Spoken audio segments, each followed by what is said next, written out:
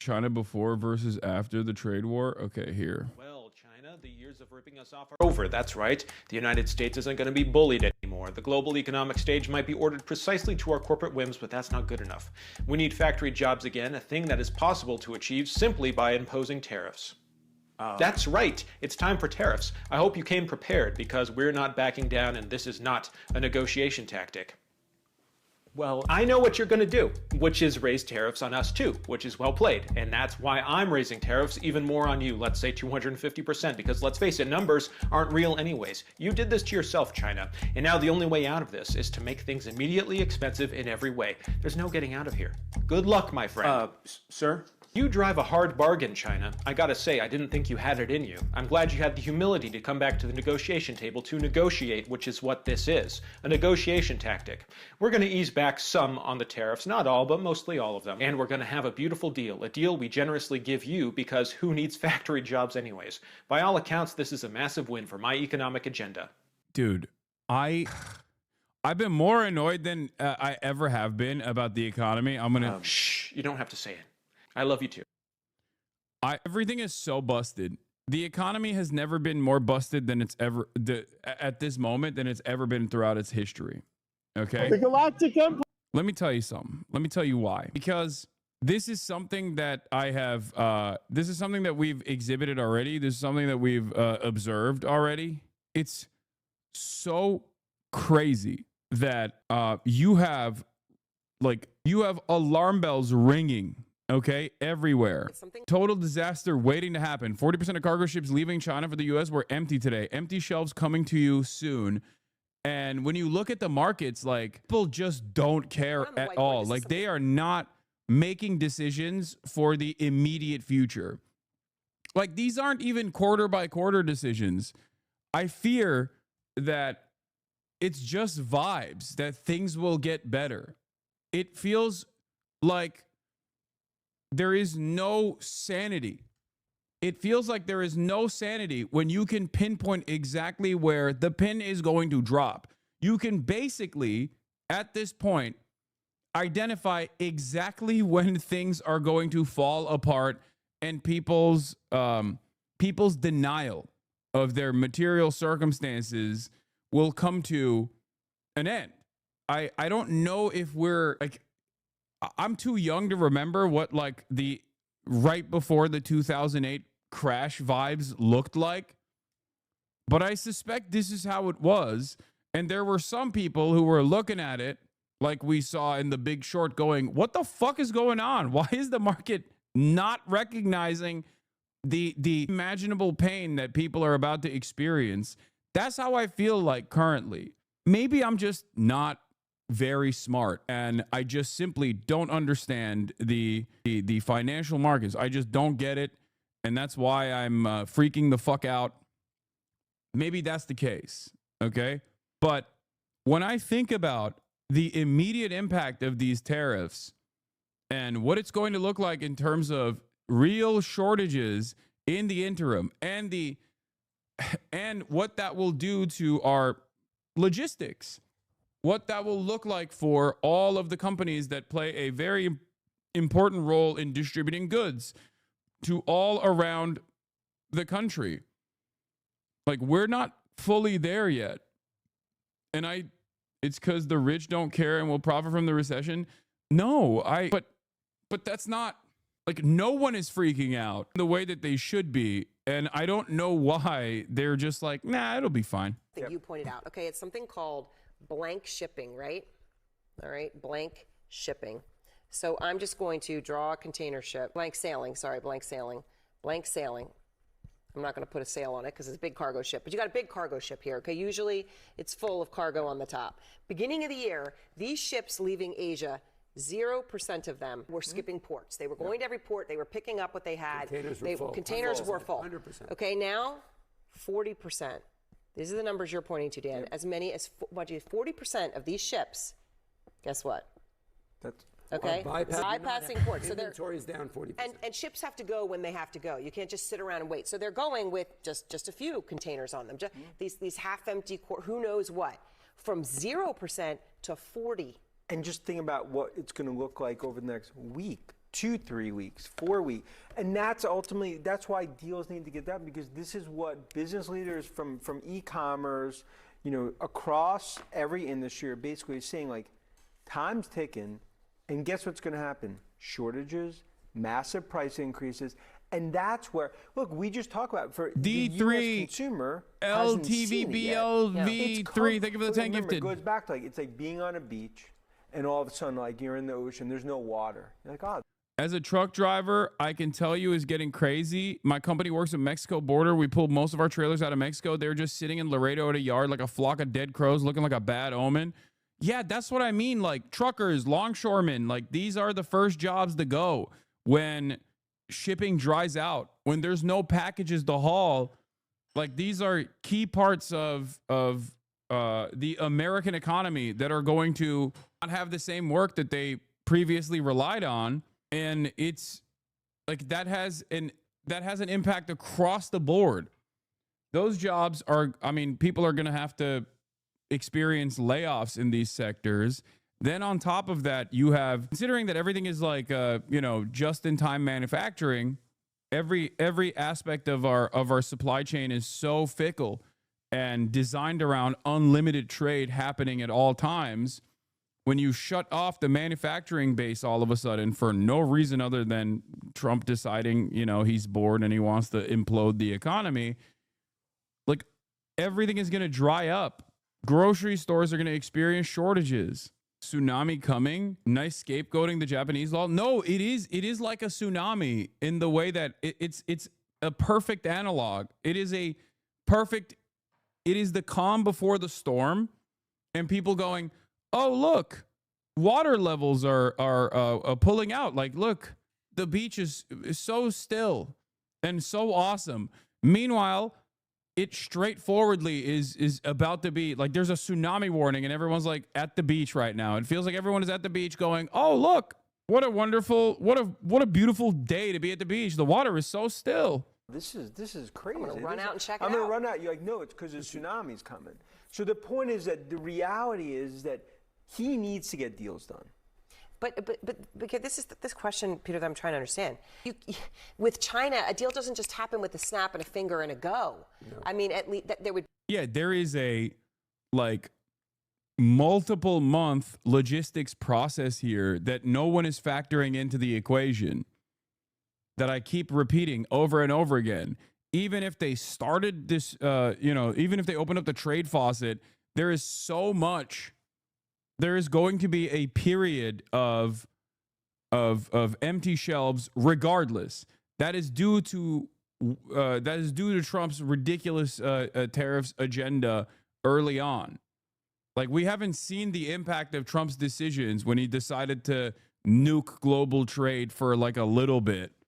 We have yet to see that. We have not seen that yet. That hasn't happened yet. It's coming. There'd be nothing to indicate that that's how it's going to happen. But we're in a situation where if you look at the ships and you look at what's happening, right, that can be a blip only if you have an immediate sudden change afterwards. The logistics I'm working with a guy named Andrew Sofko who runs a company called Batch. We've talked about how AI is coming into the logistics space around trucking in the United States and how complicated that is and how important it is that every little check, the trucks have to be full, they have to be on time. All of that works. Think about it, when you're only going at 40% inventory, that's going to start, so the ship lines are going to be losing money. Everybody is going to start losing money. You don't get your inventory, then I don't get mine. They don't get theirs. Then if it opens up back up, those are all late. And then you even talk about, you're talking about even Fiona. like Christmas. The point is the supply. That's what we're dealing with. What tariffs are still in place? No, there's plenty of tariffs that are still in place. The problem here is there's already a bunch of tariffs that are still in place, but there's also the complete the Chinese tariffs that are specifically in place, and China is 30% of all trade. So Donald Trump effectively severed 30% of all trade. The insane tariffs that is slapped onto China. It was going to be a problem if Donald Trump applied a 25% tariff to China. That would have had economic impact as well. Now we have 10% universal, 25 on aluminum and steel, and 145 on all Chinese goods. some of which he clawed back, but then he keeps saying, actually, we didn't claw it back. We're still doing it. Like, it's also, that's the other part of this. This is so volatile. It's so unstable. You can't tell, like, there's no way to decipher exactly what kind of tariffs regime we're operating under, because the Trump administration is routinely going back and forth. They keep going back and forth on what tariffs they have versus what tariffs they've decided not to have. It's just like, it's so stupid. The retailers, those small businesses, and we talk about the stuffed animal company, they're saying they put in their order for 80% of their sales, Christmas, by the end of May. Correct. Yeah. So that's normal. That is the lead time for this thing. And that's the lead time that's going to start affecting when it starts affecting food and all kinds of other, look, you saw that with Target and Walmart. Actually, the CEOs of a lot of the retailers went to the White House apparently to talk and say, this is real for us. And how do you price it? Because you don't know what you're pricing. And you've talked. Is there a Themasius playlist, by the way? I didn't see it this morning. I don't know. Does anyone have the link? Huge uncertainty. Well, here we are, another weekend, and again, the market hoping, right? Because the market's Sunday saying, night. got to be a deal because the alternative is so horrific it can't contemplate Correct. it at And this that, point. look, the market felt strong. There was the advances versus declines were good. The buy side felt like it was buying with intent. So there are buyers in the wings, right? And somebody that must be smart money thinking that a deal has to be made because the alternative is really ugly. All right. We have just witnessed the final goodbye to Let's the look at the people's Pope real quick Pope while I go Francis pee. earned that name. He always wanted to be back close in a to the second. faithful, even insisting that when he would lie in state in the Vatican after his death, that his coffin be low to the ground so that those who would come to pay their respects could see him. And they did come, an estimated 250,000 over 3 days. And about just as many people filled St. Peter's Square this morning. The crowd's overflowing for his funeral mass. Screens were set up outside the square so more people could see. Attending the funeral, some of the most powerful people in the world. 2 American presidents, Donald Trump and Joe Biden. Dozens of heads of state, royalty there too. Prince William representing King Charles. After the mass, though, something that has not been seen in over 100 years. This right there. Pope Francis taken on his final journey, a procession winding through the streets of Rome. Yeah, just incredible to witness this. And all attention next will go to that secret conclave to choose the next pope to begin in the first or second week of May. The man they choose will have great power over the direction of the church, the 1.3 billion Catholics worldwide, and the future of Pope Francis's legacy of inclusivity and his championing of those less fortunate. We have team coverage in Vatican City this morning. We're going to begin with ABC's senior national correspondent, Terry Moran. Terry, such an emotional morning. Who is this news for? Brother, what are you talking about? The entire Catholic population on the planet, which is like what, 1.4 billion or something? Like a pretty large number of people all around the world are kind of laser focused on this. I mean, first of all, even the non-Catholic Pinoy gang, okay? Everyone that is even part Filipino, they're laser focused. Let me tell you something, okay? Pope Tagle sounds good. As an honorary Pinoy gang, as an honorary Swagapino, I'm excited for it. Is the Pope the Khalifa for Catholics? Yes, he is the caliphate. Yes. Truly, Rianne, and good morning. On this beautiful spring morning in Rome, more than 250,000 people came here to St. Peter's Square to say a final farewell to Pope Francis and to hear the High Mass. An ancient ritual, of course, that means so much to ordinary Catholics. It's a moment that drew world leaders and ordinary faithful and all kinds of people, young and old, who just felt close to this remarkable man who led the world's 1.3 billion Catholics for 13 years. It's crazy that everybody's glazing him, but like, I feel like when he was alive, Hasanabi's cardinal bias, yeah, this is my cardinal bias for sure. Dude, there was a really funny TikTok I saw that made me really reconsider everything. I saw someone doing fan cams of like the possible progressive popes, the possible progressive cardinals that could become popes. I was like, I feel like we're in a weird place. Okay. We are in a weird fucking place, man. Wait, let me see if I can find it actually. Hold on. I got to show this to you because this is so dumb. But also I liked it and I reposted it. I liked it and I reposted it because I'm dumb. Hold on. Let me see. Drag the puzzle piece into place. God damn it. I hate these fucking Let me see. Oh, here it is. Dude. This is a bit much. Okay, this is a bit rich for my blood, but dude, come on. Kawhi filter on the fucking Pope gang. Kawhi filter on the Cardinals, dude. Okay? I'm gonna be honest with you. We have come a long way in our evolution as mankind across the board. Because like, if you show this to a medieval peasant, you're getting burned at the stake. Okay. The Inquisition is coming after you and burning you alive. Think about that. Like, we're talking, this is possibly blasphemy territory. Like, are we blaspheming? Amazing. I love it, personally. I think it's awesome. I'm glad. Yes, if you enjoy this, you're going to hell. I guess I'm going to hell then, because I'm blaspheming. Or as the chatter pointed it out, blaspheming. Okay, what is this? Next Friday, the eliminated queens go head-to-head in the splashiest Lollapalooza yet. Our eliminated queens will battle it out for the cash tip of $50,000. Okay, this actually works really well because, like I've said this before, but there's a lot of, I mean, it's very queer coded. Like, the Vatican is gay as fuck. And I don't mean like, oh, they're, having man-on-man sex, which they are, but that's not even what I'm talking about. Like, the pageantry of it all is very drag queen, drag race. $1,000. Let the lip sync Lollapalooza begin. RuPaul's Drag Race, all new next Friday at 8. Next Friday, Anyway, let's continue. Years. This morning in St. Peter's Square. Yeah, they're literally hiding themselves away to have a massive gossip sesh. Like, let me in. I know there's some fucking hot tea that's about to be spilled, okay, during the conclave. The solemn formal farewell. All the girlies from literally all around the world are coming together to fucking do some hot goss. To Pope Francis, a mass attended by a vast crowd for the man who led the world's 1.3 billion Catholics for 13 years. Thousands of mourners from all over the world filled St. Peter's Square, with many lining up since dawn for a chance to attend the ceremony. I can hardly stand up, but this is incredible. This is the chance of a lifetime to see this. Many who waited through the night sprinted to the square, hoping to secure a prime spot. Heavy security watched over the gathered crowd. Yeah, Girly Pop Nation is out. It's more like Girly Pope Nation, okay? Crowds. Francis died on Monday morning following a stroke after that unforgettable final appearance on Easter Sunday.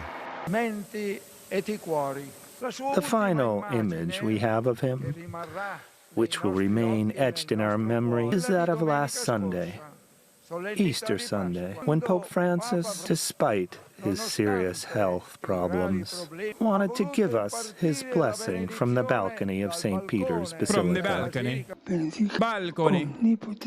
After his death, Catholicism is so great for the Filipinos that divorce is still illegal. Meanwhile, contraceptives, sex education, and family planning were only implemented in 2012, and the Catholic Church protested to this day. Yeah, but this Filipino Catholic Pope is actually woke. So I think it would be good for Pinoy gang in general to have... Okay, let me tell you something, okay? Everything I know about Swagapino gang is that Pinoy gang goes nutty mode, okay? When there is anyone of any prominence with like 1% Filipino in them, okay? The entire country will be up in arms. They will be following the note of whatever this person says. Now, when we talk about like the Pope, which is automatically the leader, the de facto leader of 1.3 billion people around the planet, that person being Pinoy gang, like, I feel like if the Pinoy gang Pope turned around and said, honestly, I think we need to implement socialism, that's it. The entire Philippines is socialist. Okay? There is a awesome level of power and prominence that this person has. He could just like flip the script entirely, dropping the one bastion in the South China Sea that America is using against Chinese interests in the region. The Pope lay in state for 3 days in St. Peter's Basilica, where the Vatican says more than 250,000 people came to pay their respects. Last night, a moving ritual, the rite of the closing of the coffin. A white silk cloth placed gently over the Pope's face. A deed recounting the accomplishments of Francis's papacy put in a metal tube in his coffin. By the way, the grave, like the coffin being this, is deliberate. He wanted to have like a very humble, like he wanted to have like the most basic wood casket you can have on purpose. Coffin, a bag of coins minted during his papacy as well, all part of the ancient ritual. The coffin was sealed, then nailed shut. The Pope had requested that he be laid to rest at the Basilica of St. Mary Major in the heart of Rome. The Pope's hearse, a converted Pope-mobile. And Francis had asked that his tomb be undecorated with a one-word inscription, Franciscus, his name in Latin. Leaders came from around the world paying their last respects to the Pope this morning, including President Donald Trump and First Lady Melania Trump, former President Joe Biden and former First Lady Jill, Ukrainian President. Yeah. And for all the chatters that don't know, Pope Francis spent the last 12 years packing the voting cardinals with his own appointees, so the next Pope will be someone of the same vein, though none of the current frontrunners have been Jesuits the same as Francis did. Yeah. Tagley is literally considered Francis' successor by many Catholic insiders. Dude, there's so much tea. And I love that all the girlies are in on the inside baseball of the fucking conclave. Is crazy. We shouldn't know this much in general. We should not know this much. I think it's the movie. The conclave movie kind of did a number on this generation. Maybe that was part of it. I don't know what it is, but I literally went to Catholic high school from preschool to high school. Okay, Catholic schools from preschool to high school. I mean, even then, it's like, why the fuck is everybody so laser focused on Vladimir this? Zelensky and Prince William. Pallbearers carried Francis's coffin out of St. Peter's Basilica and into the square where the funeral mass was held. His casket was placed under the balcony where he first appeared as Pope 12 years ago. The gospel laid out on top of his coffin. 200,000 people attended the Pope's funeral mass. God shows no partiality. And the first reading was done by an American journalist, Kelsey Jussie.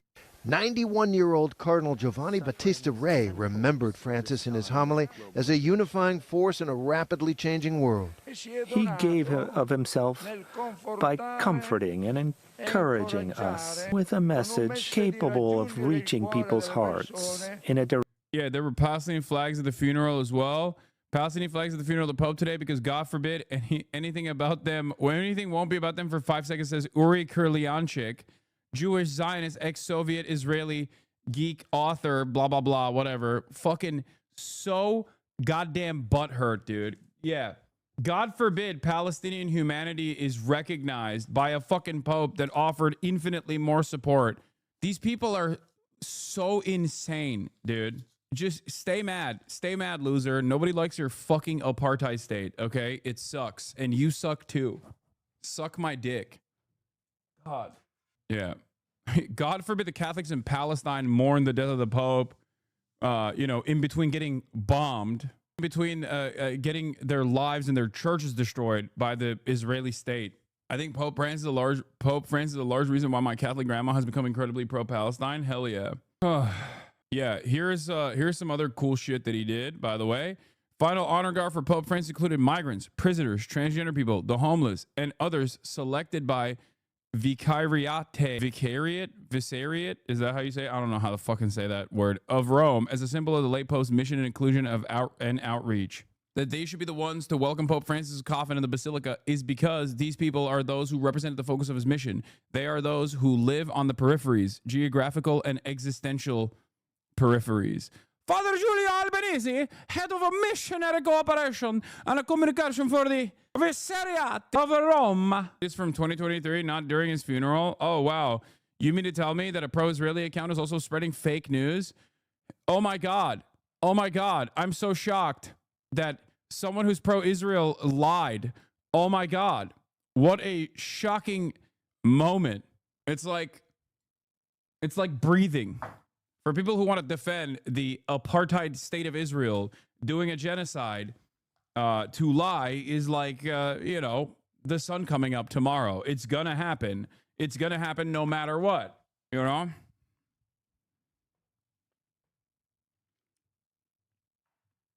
It is so insane that the hospital talking point, they're Going with this, the world is talking so much about Palestinians. Like, why can't they shut up? Yeah. Guarding the funeral of the pontiff with a sci-fi drone jamming mega gun is maybe the most Warhammer 40K coded thing to ever happen in the real world. Yeah, it is pretty wild. The anti-drone guns are crazy looking. Oh, Donald Trump also wore a blue suit and was the only one in the crowd. Like, the photos are so funny. Because, like, obviously you're not supposed to wear, you know, I mean, it's a fucking funeral, right? Like, there is a dress code. And the one thing that you're not supposed to do is wear something that's not black. And Donald Trump straight up wore a blue suit, a navy blue suit to the Pope's funeral, because he is exactly that kind of guy, okay? He's that bitch. He said, I am that bitch. I will be wearing a suit that is not black to the fucking Pope's funeral because this is all about me. Classic diva behavior. Correct. An immediate way. And a striking moment. World. Like, look at this. Look at it. Everyone, with the exception of like the Cardinals and shit, like it's not even navy, just blue. It was bait. What do you mean it was bait? Literally, he stands out. Leaders exchanging the sign of peace with one another afterward. Now there will be 9 days of formal mourning, and then the Cardinals will be meeting, and at some point they'll set a date for that conclave when the successor to Pope Francis will be chosen. Whit? All right, Terry, I mean, just a remarkable morning. Hundreds of thousands of people. Not even like a dark blue. He's just standing out. He's like, fuck it, YOLO. Seeing them lining the streets of Rome. But I want to ask you, though, in your days covering the passing of Pope Francis and his funeral today, is there a moment or conversation you had that will stay with you beyond this experience? Well, with certainly the few conversations, brief conversations that I had with Pope Francis, just as a reporter on his plane, he made a point of coming back and talking. Is this suit really that big of a deal? No, dude. Who gives a fuck? I don't care. I'm just pointing it out because he's such a goddamn diva that he wanted to stand out, okay? That's the reason why he did that. That's it. It's debunked anyways, LMFAO. What do you mean debunked? Why do you keep saying debunked? It's bait because it's debunked. It's debunked anyways. What are you talking about? It's debunked. Was he not wearing fucking blue or not? What are my eyes deceiving me? Was he not wearing a fucking blue suit? Am I crazy? I saw the photos. What the fuck is debunked? Wider pics show other blue suits. Okay, you're the president of the United States of America. What do you mean debunked? Others were, Hasanabi, don't die on this hill, man. I don't care. Who gives a fuck? What do you mean? That doesn't debunk the situation. You're supposed to wear a fucking black suit to a funeral, okay? What difference does that make? Oh, others were wearing blue too. Oh, okay, got it. I guess you debunked it. Don't die on this hill. I don't even give a shit. Like, it doesn't even fucking matter. Everyone is supposed to wear black regardless. It's a fucking funeral. What do you mean? People that don't do that are doing that because they are, you know, they're trying to make it all about themselves, okay? I feel like that's the type of thing he would criticize about someone he doesn't like. What? Trump absolutely would, but I don't even give a fuck. I don't, you know, I'm not operating off of like Trump's ethics here or his moral boundaries. I don't give a shit. To us, and he had. Not only do I not give a shit that Trump didn't wear a black suit, I'm just bringing it up because he deliberately chose not to wear black because he is a fucking diva. Gift for connection, didn't he? And I'm thinking in particular somebody I met here in the square the other day, Mohammed Daoud. He was born in Sudan.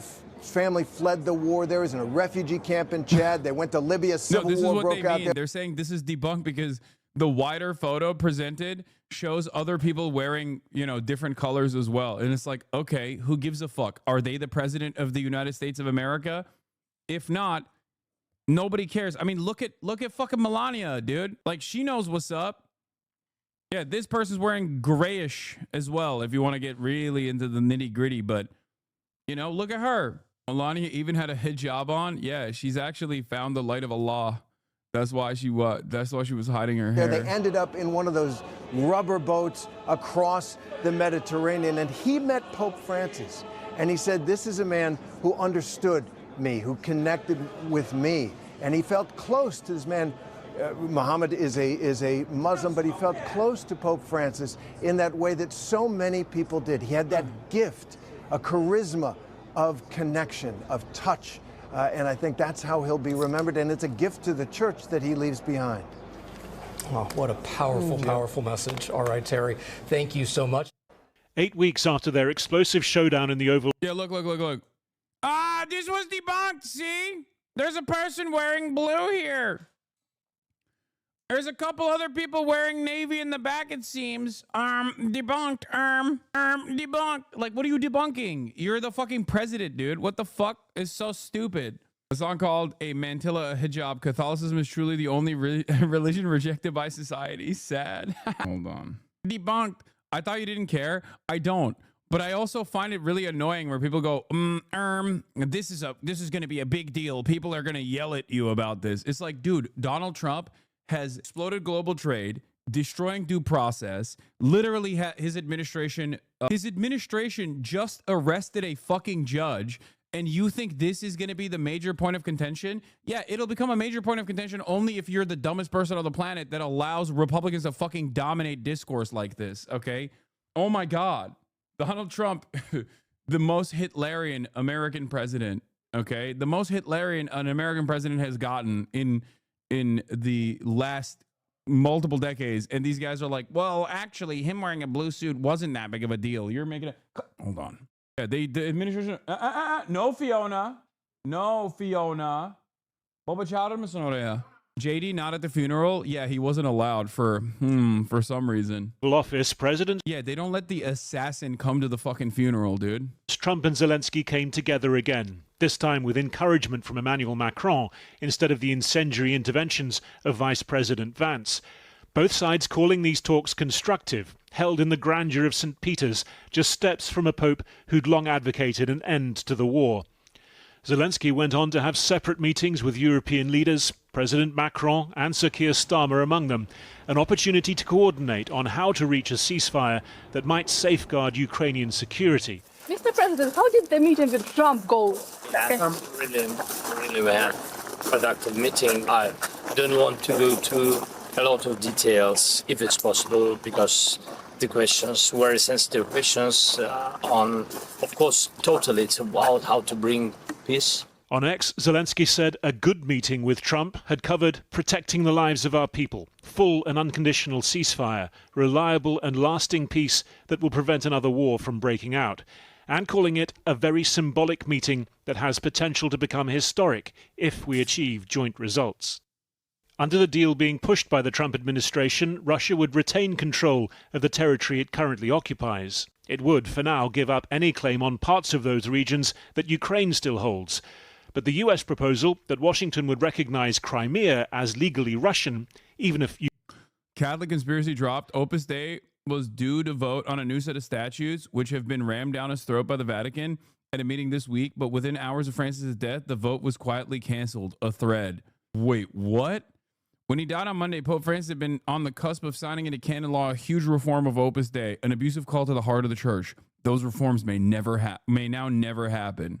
Dude, Opus Dei was due to vote on a new set of statutes, which have been rammed down his throat by the Vatican at a meeting this week. But within hours of Francis' death, the vote was quietly canceled. This comes after years of Opus Dei dragging its feet. Francis issued a decree demanding reform in July 2022. It came after allegations the group was involved in human trafficking and enslaving young girls. Opus Dei demurred. It submitted revisions. Dude, I don't know anything about this. Dude, maybe JD... Wait, hold on.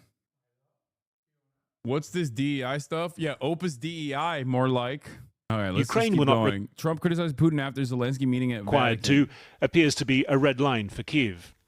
What is really crucial is to have direct communication, direct dialogue between Trump and between Zelensky, because in this way we can remove lots of misunderstandings which have accumulated so far. So for me, it's a very good sign what has happened, and I'm really hopeful. The objective clearly to use a few snatched minutes in Rome to try to shift the perception of the US president. Trump's response was a masterclass in burying the lead. Having attacked a New York Times reporter, Presidents Obama and Biden, he eventually added, With all of that being said, there was no reason for Putin to be shooting missiles into civilian areas, cities and towns over the last few days. It makes me think that maybe he doesn't want to stop the war. He's just tapping me along and has to be dealt with differently through banking or secondary sanctions. Too many people are dying. Hours earlier, Trump had called his envoy Steve Witkoff's latest meeting with the Russian president pretty good. Today, the Kremlin saying Putin had communicated Russia's willingness to negotiate with Ukraine without preconditions. Also today, Putin briefed on what Russia's army chief called the total defeat of Ukrainian forces inside Russia's Kursk region, for the first time confirming the involvement of North Korean soldiers. Ukraine's military said it was continuing to fight inside Russia. After weeks of intensifying US and Russian pressure on Kyiv, this has, it seems, been a good day for Ukrainian diplomacy. Will it last? As with so much these days, a question for Donald Trump. Well, Harry Fawcett there, and joining me now is Keir Giles, who's director of the Conflict Studies Research Centre and a senior consulting fellow of the Russia and Eurasia programme at the think tank Chatham House. Thanks very much for joining us this evening. First of all, that extraordinary picture, what do you make of it? Well, it depends which extraordinary picture we're talking about, whether it's the postings from Donald Trump on Truth Social, which we may or may not want to read into some genuine meaning, or the two sitting down together with that very different body language, Trump and... I mean, it's funny because it's like, there's not, like, Trump is so wishy-washy on everything that what he said today is ultimately meaningless tomorrow. Like, he could just as well come out tomorrow and be like, Vladipoo, I love you. You can keep bombing Ukraine. You have all the right. You know what I mean? Like, yeah, he's fake. He's phony. He is a fake friend, okay? He is untrustworthy. He is not a trustworthy person. He changes his mind all the time. Or rather, maybe he doesn't have a mind to change at all. He's just kind of going off. He's just kind of going on whims. And Zelensky actually having a sensible, productive conversation without being played live to the media and without J.D. Vance in the room, both of which have got to be absolutely positives.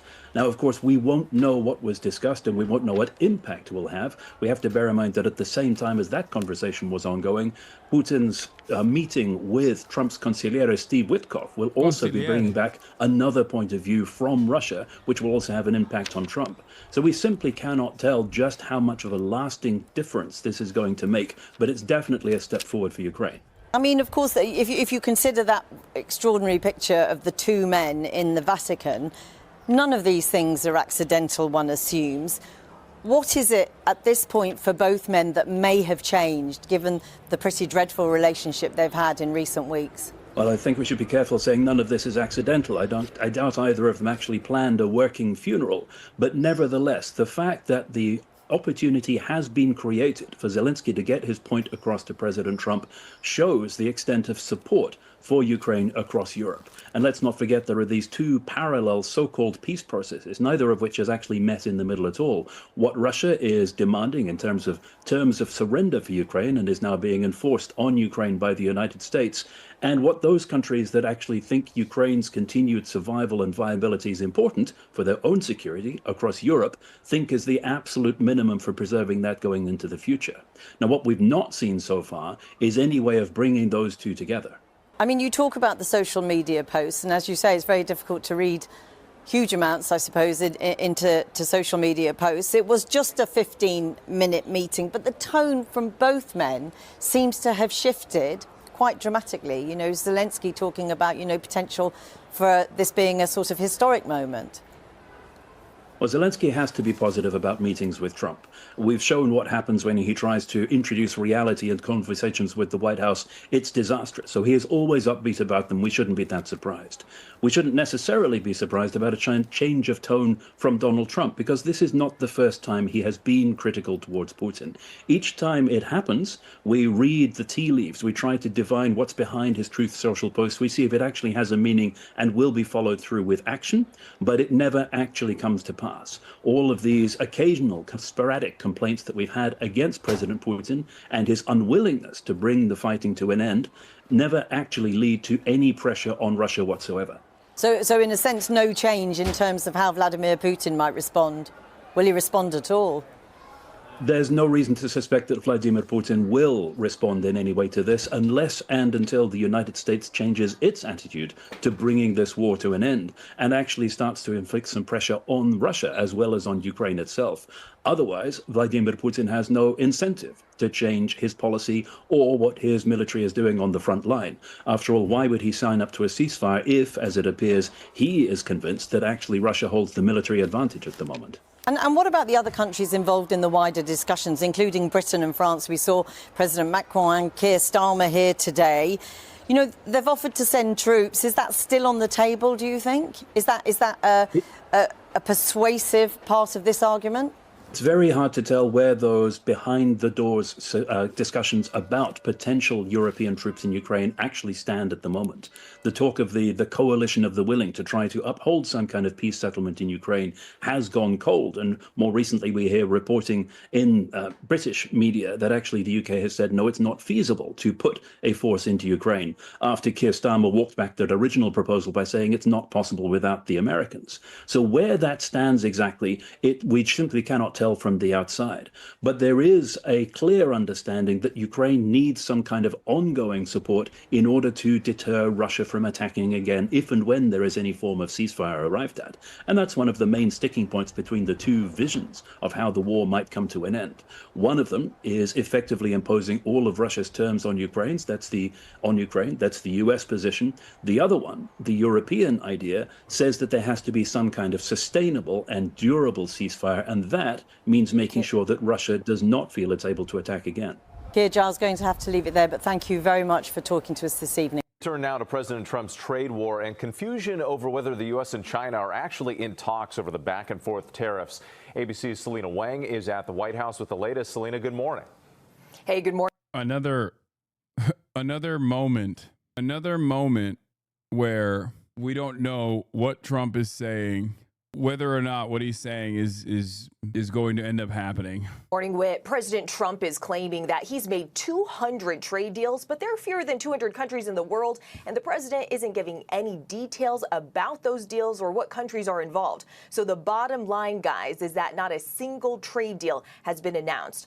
And as you mentioned, Whit, when it comes to the U.S.-China trade war, there's no clear end in sight, and it's not even clear if negotiations are even happening. So President Trump, for days now, he's been saying that there are these active talks between the U.S. and China on tariffs. But Beijing, they're flat out denying that, calling it fake news. China's foreign ministry says the countries have not consulted or negotiated on tariffs, adding that the United States should not confuse the public.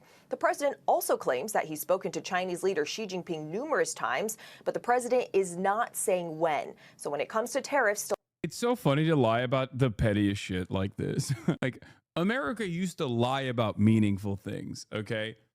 America lied on the global stage to go and invade Iraq and kill 1 million people. And now they're lying about a will they, won't they between Donald Trump and another foreign leader. Like, are they talking to one another? Are they not talking to one another?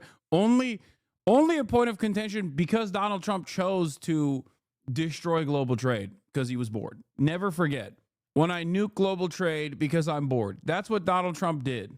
still a lot of confusion out there for both businesses and Genuinely asking, why can't they just say he's lying? Because, I don't know. I guess because, like, their primary directive is to always normalize whatever the fuck is happening so people don't lose their minds and society collapses. So no matter who is controlling the reins, they have to turn around and massage the narrative into making you feel like everything is fine to a certain degree. Like, there are violations of norms that they will call out, but there are norm violations that they'll call out, but at the end of the day, their primary directive is always to defend the administration. That's the job of the media. It's to stop you from feeling like everything is collapsing, even when it really is collapsing. and consumers with. He's paltering. He has talked to Xi, just not about this. No, I don't think he has. And Selena, as far as the impact here, some popular e-commerce sites are already starting to raise prices because of the tariffs. Yeah, that's exactly right. So It isn't because he's bored. They are all trading on the tariffs. No. He is the idea that, like, Donald Trump carefully crafted this so that his buddies could like make a killing on the market. His buddies were going to make a killing on the market regardless. I don't think that this was an opportunity to consolidate wealth even further. That is going to happen regardless. I'm certain that this level of market instability that took place, and especially the long-term consequences of actions such as this, are going to yield economic collapse to a degree where the super wealthy are not favorable on Trump's position. If they were, they wouldn't be constantly going to him behind closed doors and being like, this is so stupid. Please stop doing this. Please stop doing this. You're a fucking idiot. And having him try to scale back certain parts of his tariffs agenda. Ultra cheap clothes and goods that you can get from Shein and Temu, well, they're getting more expensive. Starting yesterday, the Chinese e-commerce retailer. I will say this much, okay?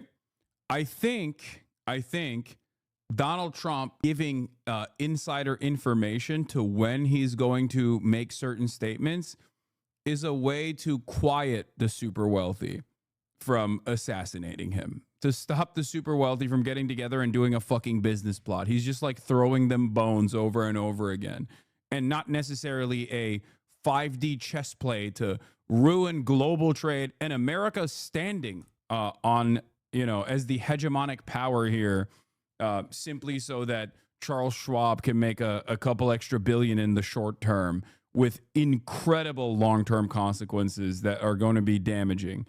Like, I think the red meat that he throws to the super wealthy is just to be like, all right, you're making some money in the interim. Please don't kill me. Please stop yelling at me type situation. Retailers began hiking prices. It's unclear how much those prices are increasing by, but the companies say they have to do it because of changes to global trading rules and because of tariffs. Many goods from China are now taxed at a steep 145%, and President Trump is changing global trading rules. He is closing a trading loophole that allows goods valued under $800 to come into the U.S. for free. So both of those changes are major hits. Crystal Ball has said that at some point the ruling class, between a mild reformist AOC wealth tax and the Republican total chaos, they will pick AOC. I'm not so certain. History has shown that to be the exact opposite, for the record. No, I think especially right now as it stands, our super wealthy are never going to I don't think they're ever going to even concede to the mildest of reforms in terms of how wealth is generated. I don't think so. I think they will. History has shown time and time again that they will always go with fascism. To the business models of both Shein and Temu. Guys? Selena Wang, thank you. Trump looks to strip endangered species protection by redefining harm. Fantastic stuff, Mr. President. Thank you so much. Incredible work. Once again, he's doing the damn thing. He's killing it. Mainstream lib news doesn't want her anyway. Oh, yeah. Remember, wait, did they bring, is Jason Johnson on this panel or whatever his name is? Jason Johnson? No. Okay, never mind. Yeah. Even the lightest of reformist liberalism coming from the AOC rank is going to be met with a lot of backlash.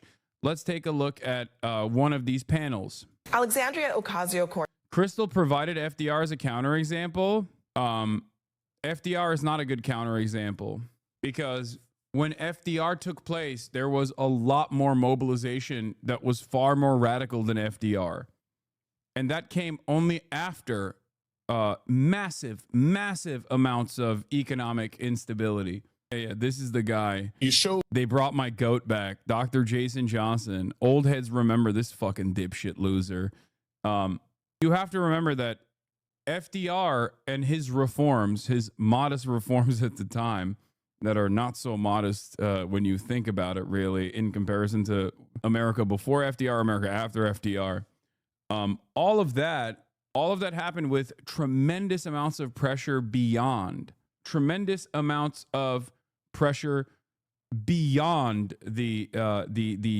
FDR Democrat Party.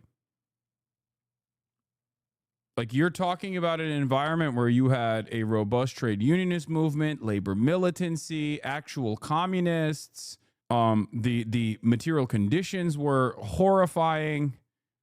It was a perfect sequence of events. Like you're talking about a United States of America that's like ripe for revolution. You're talking about you're talking about global politics that's very different too. America's not the hegemonic superpower at that point. Global trade is not designed in the way that it is right now. You're looking at revolutionary promise happening all around the world. You're looking at a moment where a specter is haunting Europe. Okay, the specter of communism is haunting Europe. So very, very different set of circumstances. And also you're looking at even industrial output that is ripe for organizing. Right now, America is a hollowed out shell. Overwhelming majority of the available wage jobs are either in the service sector, which is gigified to begin with, gig economified, I guess. You have finance capital dominating every aspect of our lives. You have 10% unionization, like union participation rate in the labor force. It's just so fucked. No alternative vision, with the exception, I guess, of China. But we have a tremendous resentment towards China, a foreign adversary. We could have had global communism by now if the German Revolution hadn't failed. This is also true. Sort of Bernie and AOC. I went to their rally in Los Angeles. Yeah, also genuinely asking, isn't this the case? Aren't people desperate enough in the States yet? I don't think that they're desperate enough. No. And once again, outside of the desperation, because listen, American material conditions resembling the Great Depression does not mean that you magically have a vanguard party that forms in the ashes of American empire. If anything, that will lead people to become more reactionary. That'll lead people. That's why I've always warned against simple accelerationist ideals. Because accelerationism, especially in a country without any class consciousness whatsoever, will most likely yield a fascist movement. Lumpen pros going crazy mode, okay? So primed with like white supremacist thought that they just, they lash back out at marginalized people even harder than they ever have before. You need to build an underlying robust education network. You need to have organizations that are moving people in the appropriate direction, in the direction of socialism. We say socialism or barbarism, but there is nothing more barbaric than fascism, of course. And fascism is the more comfortable avenue for many Americans. I walked through that crowd. It was a shockingly non-diverse crowd for downtown Los Angeles. I was there. I walked through. I counted different kinds of people that I saw. And as great as AOC may be, bro, none of this works. None of this works. If anything, people are going to look at this and go, great. Oh, so you mean to tell me that the AOC Bernie crowd is bringing in white folk? Great. Okay. Can you imagine having this argument in 2025 being like, oh, not enough brown folk in the crowd? It's like, what the fuck are you saying? Yeah, maybe because the Latinos were at the fucking Trump rally. Okay, that's probably why. Shut the fuck up, Jason. There is no like, oh, I can't believe how non-diverse this crowd is. Like, this dude is operating on like 2014 metas right now. Okay. And as great as Bernie may be, what they demonstrated is the general problem also that the Democratic Party is having, which is if you can't get young brown people out there, if they're continuing to choose the couch over voting, the Democrats are going to lose in the midterms too. So new leadership is needed. It's got to start from the top. And Durbin retiring is a good example of how you change that. God, I hate this guy so much. They dusted off Jason Johnson and brought him back. Now that there's like even a fraction of motion for AOC and Bernie Sanders, it is crazy. Like, this guy's entire purpose is to be a hitman for progressives by being like, well, they don't fuck with black people, I think. And to tell all of the aunties, all the black aunties that watch MSNBC that like AOC and Bernie are not good and you shouldn't vote for them is crazy. Yeah, exactly. This guy's been cryogenically frozen inside of a break glass in case Bernie Sanders becomes politically relevant again. Case in MSNBC's DC studio over the past 3 years. What's his angle? His angle is just fuck Bernie and fuck AOC. The Democratic Party is great. It shouldn't move in any... the Democratic Party should not move in a progressive direction no matter what. Their entire job here is to tell the... Look... The backbone of the Democratic Party and some of the most like hardline liberal blue and on types within the Democratic Party, people might get mad at me for saying this, is going to be older black women. Okay. That is the backbone of the Democratic Party. And they watch a lot of MSNBC still. They watch a lot of CNN still. And these ladies are going to get their notes from MSNBC, and MSNBC being like, AOC doesn't fuck with black people. I think in the case of AOC, it's not going to work because the K-Hive elderly black women love AOC, from what I understand. They don't fuck with Bernie, but they definitely like AOC. AOC comes across as like a big uniter, basically, of a lot of these different categories, because of the aesthetic notes that a lot of people care about within the primary voter base of the Democratic Party. AOC ends up gaining a lot of, like AOC doesn't fall into the Bernie is an old white man that is not trustworthy like Joe Biden was for this like demographic that we're talking about.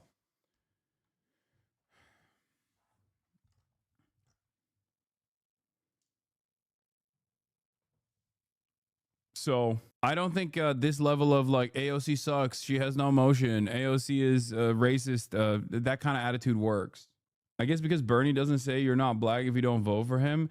No, if Bernard Sanders was firmly within the Democratic Party machine and all of the Congressional Black Caucus leadership and all of the church groups were pumping him in the same way that they were pumping pumping Biden, yeah, he would get the same level of motion.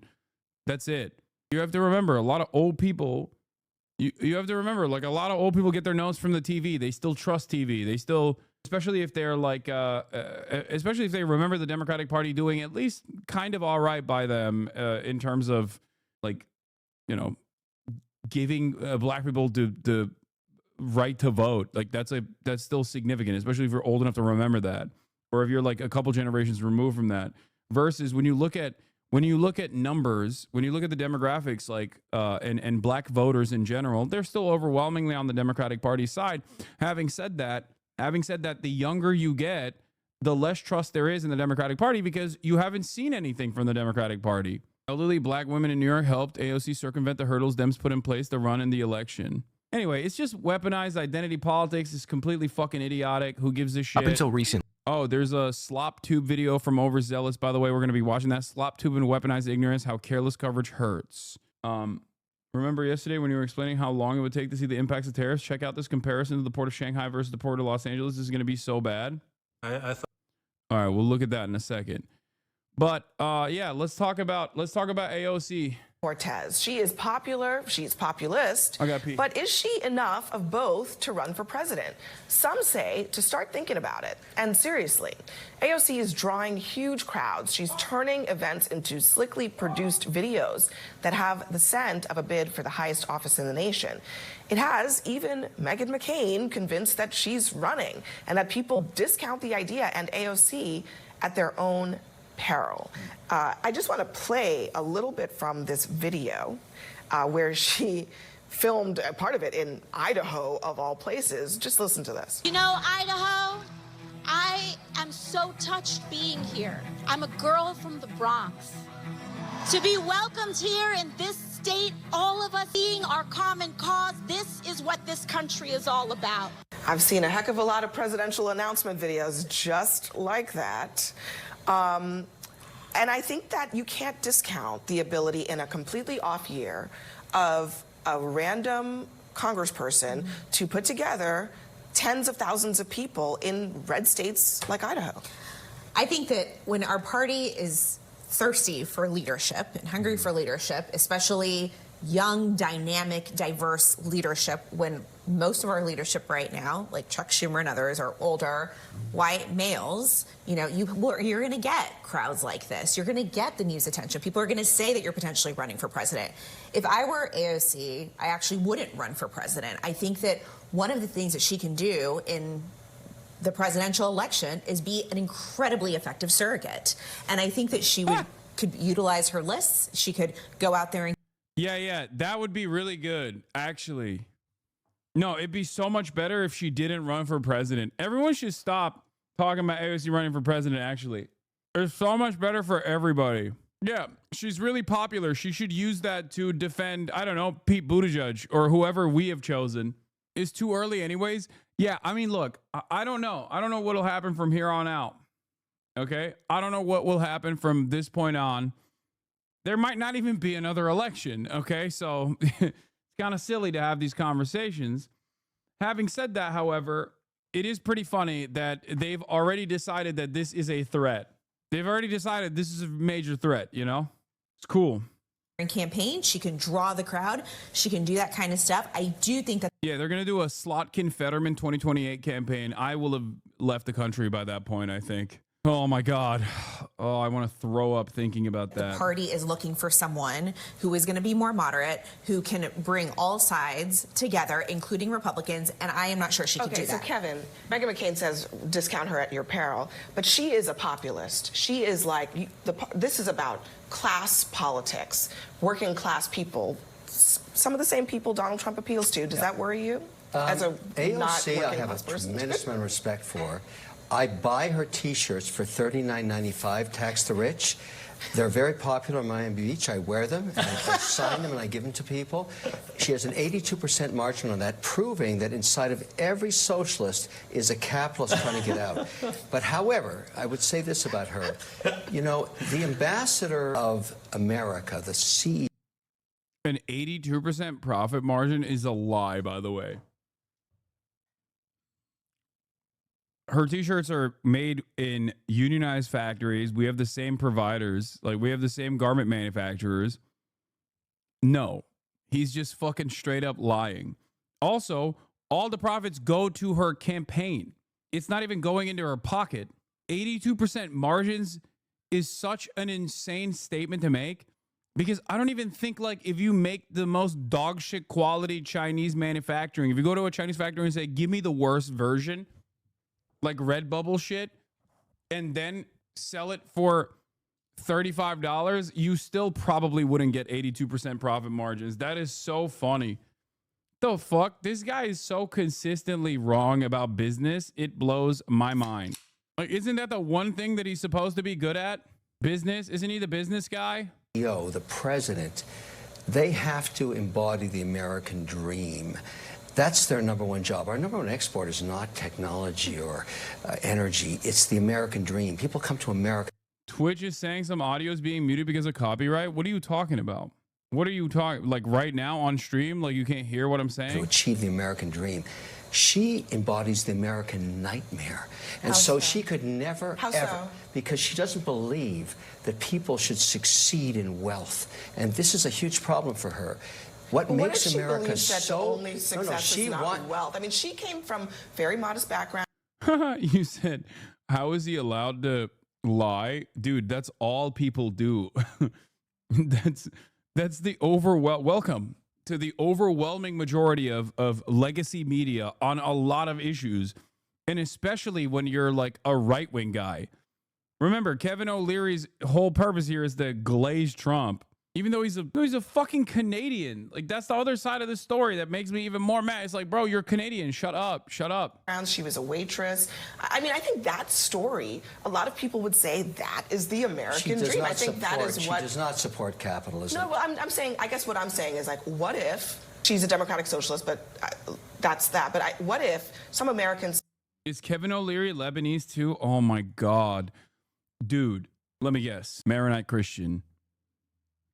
Bro, I swear to God, there is literally a secret Lebanese plot where all fucking Phoenician ass Lebanese Christians that come to the Western world, some of these some of these Lebanese Christians, bro, oh my God. It's like, dude, when you realize how many of the most prominent, ethnically ambiguous white adjacent people that you would just immediately think are white that say the most insane, irrational bullshit are secretly Lebanese, it freaks people out. It freaked me out. It froke. I was froken. Okay. Judge Jeanine Perot immediately comes to mind. Austin Show. Say the most important thing is not facilitating the rich getting richer. That is literally the message she's running on. You just tainted the American dream with that statement. You understand that? You tainted what makes America work. You should take that back. I forgive you for that. I forgive you for that. Don't ever say that again. All I am suggesting, Kevin, is that there are many Americans who work really hard, and their aspiration is not to become supremely wealthy. It is to have strong family units. It is to have community. It is to have a sense of purpose. It is to contribute to their environment. There are many Americans for whom just being she's cooking. Being filthy rich is not the American dream. I want to do you forgive understand you, but that? you're making it hard. But do you understand that? I mean, am I wrong that there are not many Americans in this country who they have aspirations that are outside of building unimaginable wealth? Well, I think how is that controversial? I mean, Scott Jennings is going to say, no, they do. They all do. I think there's a long way from, having the dream of building unimaginable wealth to also having, a lot of people just want the aspiration. According to Kevin, I'm besmirching the American dream. The aspiration to not have to struggle every day. I mean, exactly. and to have a job or have a career or have a business that allows them to live a life where they're not living paycheck to paycheck, living under constant anxiety. And so I agree with Kevin. The American dream is believing that you live in a country where if you achieve the status that you want to achieve so that you're not struggling or that you are filthy rich, that some politician is not going to come along and try to take it away from. No, that's what got us to this problem to begin with, honestly. That mentality promoted by dipshits like Scott Jennings and dipshits like Kevin O'Leary is unironically how we got to this issue to begin with. No, the American dream is literally to be able to survive on a fucking single salary, have children, have a upward social mobility, all that good stuff. White picket fence on your house and a car. That's the dream. The dream is survival, okay? These guys are the reasons why you can't achieve said dream. Because they have to have helicopters, okay? They have to have yachts. That's the way that income and wealth distribution has to work in this country. God forbid. No, the American dream is to have a Corvette and a 10-bedroom mansion with no care to anyone is basically what they're saying. Yeah. It's so crazy, dude. It is so fucking annoying. God, this kind of commentary pisses me off so much. It's like, yeah, here, if you want to know Kevin O'Leary's worldview, this is one of the best demonstrations of it. Here. According to Oxfam, of the world's 85 richest people is equal to the 3.5 billion poorest people. It's fantastic. And this is a great thing because it inspires everybody, gets the motivation to look up to the 1% and say, I want to become one of those people. I'm going to fight hard to get up to the top. This is fantastic news, and of course I applaud it. What can be wrong with this? She's like, I'm sorry, what? This is fantastic. Wow, that's cool. Like, look. A lot of people say, oh, Hassan, you're a eat the rich style socialist. Like, you want to execute billionaires on the street. Like, I don't say those things. Okay? I do want wealth redistribution. I understand that, the state will have to enforce such things at a certain point, right? I would hope that this would happen through a peaceful and democratic process. That is my dream.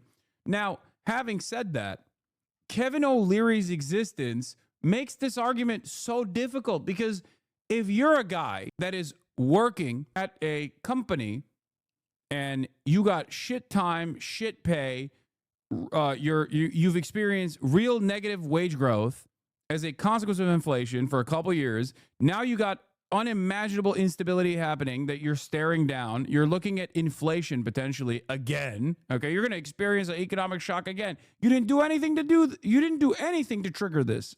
You're just simply existing and trying to survive.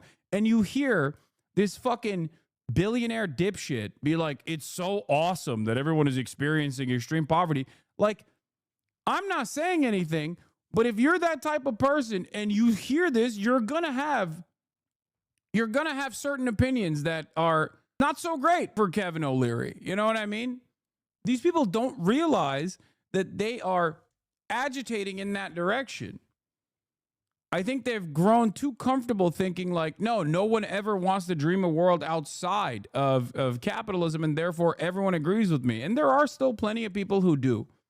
Okay? There are still plenty of people who look to that and go, no, he's right. I think it's great to wish for a better financial situation. I think it's great to imagine a world where I also am just like Kevin O'Leary, a fucking multi-billionaire, right? There's still plenty of people who are entrepreneurs and temporarily embarrassed millionaires and billionaires out there. They are the majority. But the number of people that look to this with resentment grows every single day, especially as people's finances get worse and worse, especially as they recognize that this market that's supposed to be stable has experienced tremendous shocks in cycles that seemingly get smaller and smaller, like that window of stability between the last economic bust, the boom bust cycle, gets smaller and smaller until what? Like, we're just going to have one every week? Is that fine? Is that normal? And it's the worst part about it is you got no say in this process. Like, Donald Trump is a great example of this. You vote for him, or even if you don't vote for him, he's just decided to do this thing. He just decided to go, yeah, we got to fix the trade deficit. I'm rewriting the last 40 years of trade policy that we spearheaded with no way of even fixing, with no way of even building a robust manufacturing base that spells good wages and good jobs and good benefits for you, by the way. Like, you do that, and all people see in the outcome of said decisions made by one fucking moron is an unaffordability crisis that blows up in the process and empty shelves at the grocery store. Yeah, people are going to be resentful. They're like, I didn't vote for this. The fuck is this? I voted for the opposite of this. Or I didn't vote for this at all, and look where we're at now. Like, I don't think these people understand, you know. You can only push people so far into a corner. Once they recognize that they're backed into a corner with no way out, they're going to try to fight their way out of it. The older, wealthier generations were aware of this. This is why libertarians call welfare riot tax. They've completely forgotten why there is a welfare state to begin with. It is to offer a lifeline to capitalism. It's so that capitalism can continue without revolt. Really? Yes, really. So somebody living on I celebrate capitalism. $1 a day in Africa is getting up in the morning and saying, I'm going to be Bill Gates. That's the motivation everybody needs. Only thing between me and I'm that not guy against is charity. motivation. I just need to... Don't tell me that you want to redistribute wealth again. That's never going to happen, okay? You know what? You take a simple stat like this, which is neither that's never going to happen. Yeah, okay. good nor bad. It's just a fact. It's a celebratory stat. I'm very excited about it. I'm wonderful to see it happen. I tell kids every day, what's wrong with this? Comes up at a cocktail party. No, Amanda, what's wrong with this statement? One possible response if you work hard, you might be stinking rich. We're talking about people in extreme abject poverty. That's how you get $3.5 billion. No, we're not. You were just talking about really rich people. No. Okay. I'm going to tell you later what you should say to this. Incredible stuff. Incredible stuff. Yeah, there's a resentment brewing, and I don't think these guys are capable of comprehending that. I don't think these guys are capable of seeing that resentment brewing.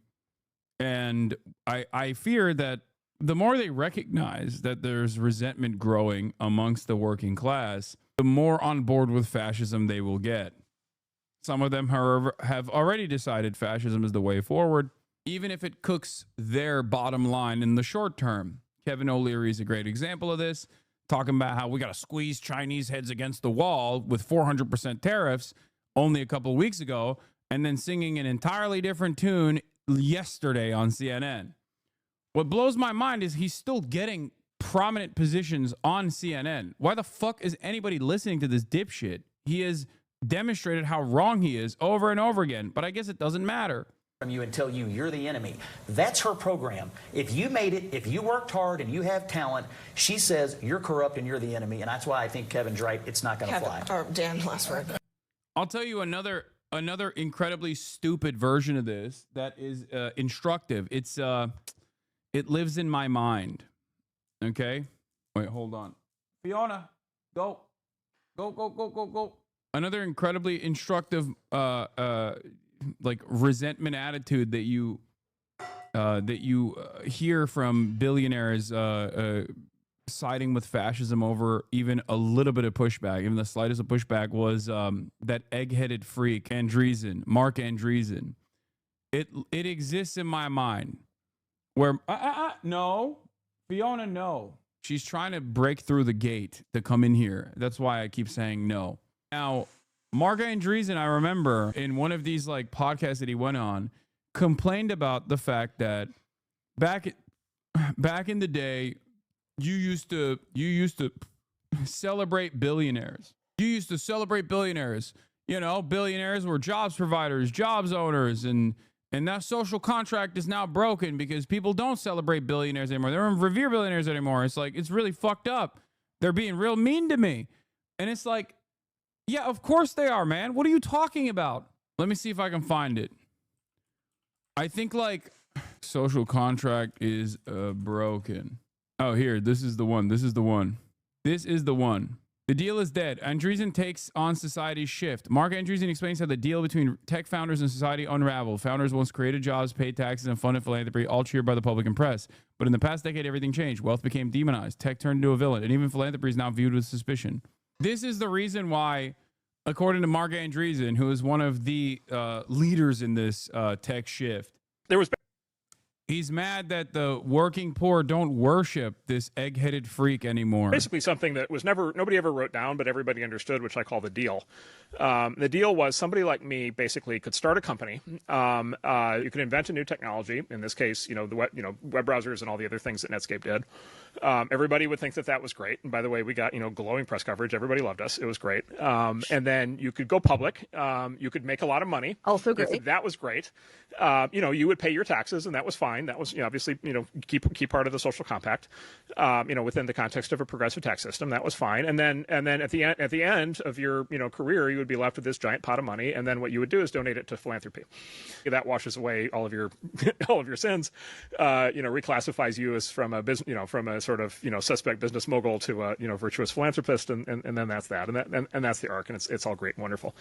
And then, by the way, along the way, the press loves you.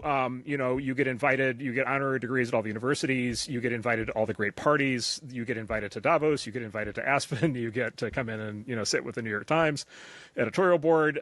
You get, the dinner parties are spectacular.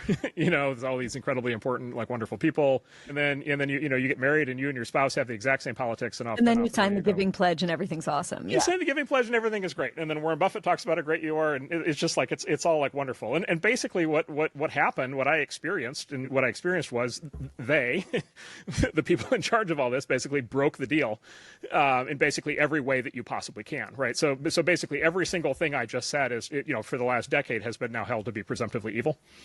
And we can kind of go step by step kind of through that, so it's everything from, just the whole idea that there are certain people who are, merit a greater economic outcome than others is itself evil. Technology, of course, is held to be presumptively evil. Tech companies are held to be presumptively evil.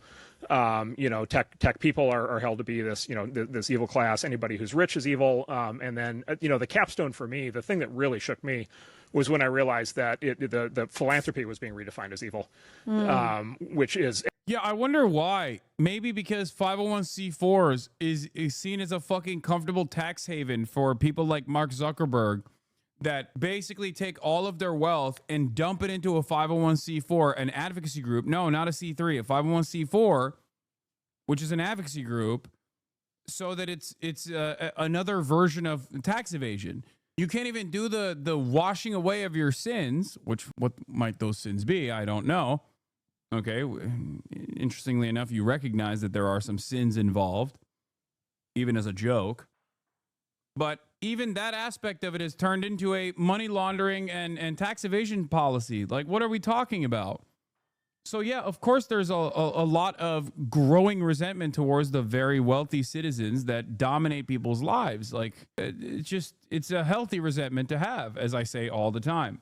In any case, it's not like he was ever, it's not like he was ever an advocate for this social contract anyway. Also, oh my God, what a fantastic, what a fantastic video to look into right as we were talking about this from Hakim. Why do people defend billionaires? Let's take a look. The US is an oligarchy, and every single year this becomes more evident. This is another thing that I find really funny is people saying, people don't know, Americans don't know what oligarchy means. Stop using the term oligarch. And it's like, yes, they do. What are you talking about? The only difference is we only use the term oligarchs when talking about Russia, foreign adversaries in general. You're mad that we're using it for the American oligarchs as well. That's it. Yeah, it was Slotkin that was like, don't use the term oligarch, please. Don't use the term oligarch. That's for Russia. That's for China. It's like, no, we have them. We do. Normally, this fact is subtle, but recently, rather than hiding behind the power of money and lobbying groups, billionaires in the second Trump run show their face openly and seem almost proud of their cozy relationship to state power and their ability to control a so-called democratic government. How did this all start?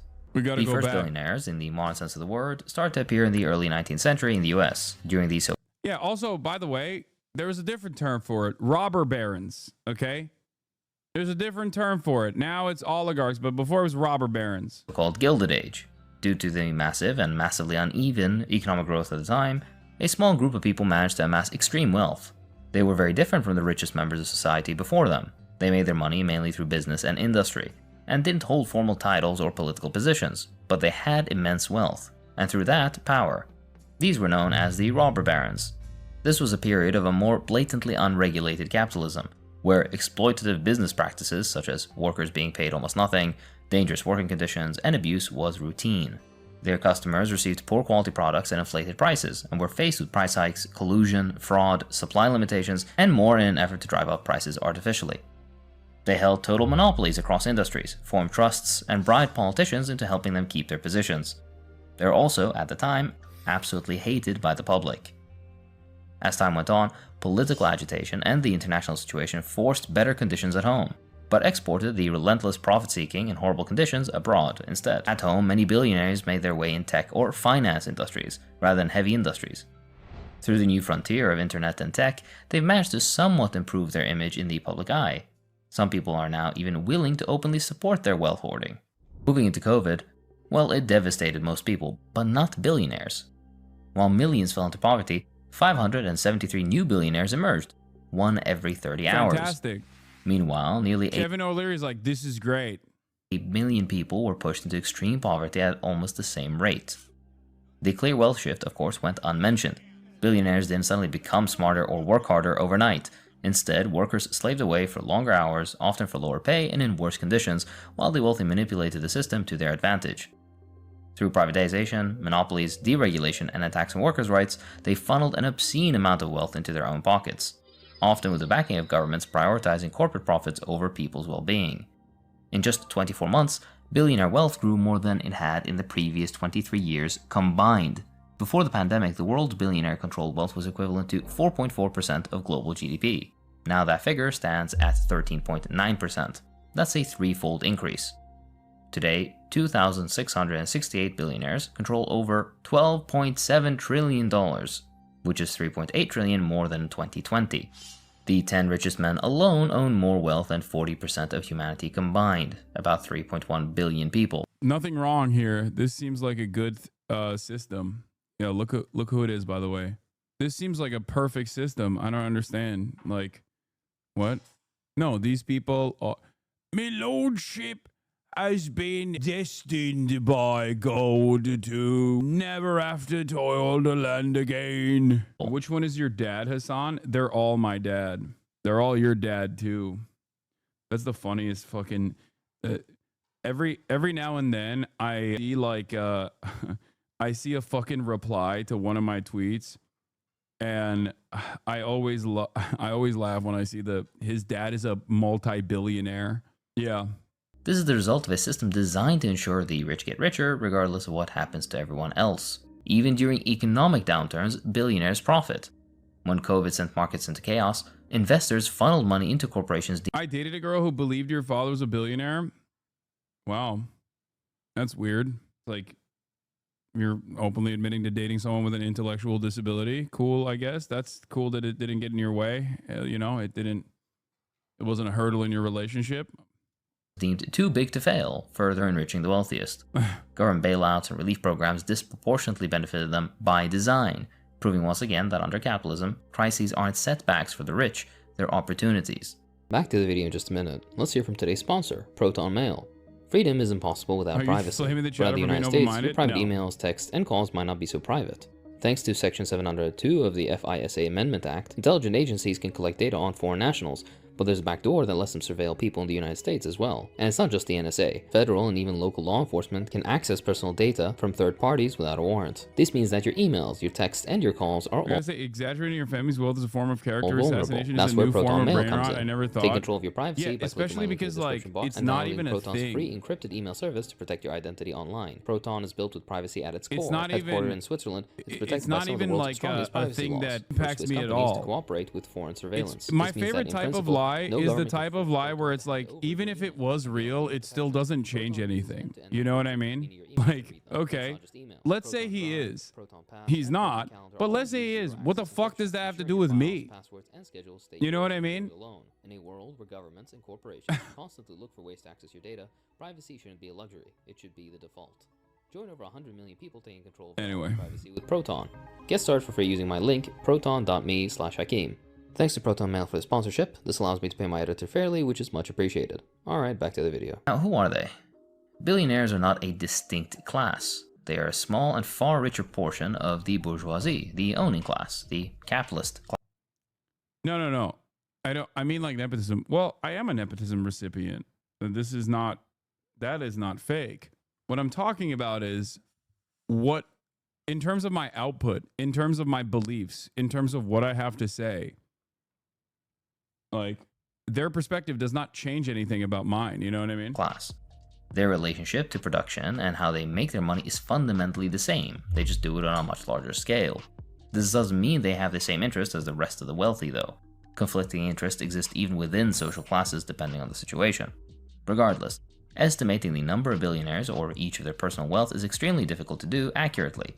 Since all their wealth is private, the public has no access to the relevant information and have to just estimate based on their stock holdings in public companies. Many people still underestimate just how small a proportion of people billionaires are, about 0.00002% of the global population, or 3,000 people. This is an incredibly tiny minority. Some try to use their wealth to become famous, and you probably already know of those. These people have PR teams helping them boost their public image for their vanity.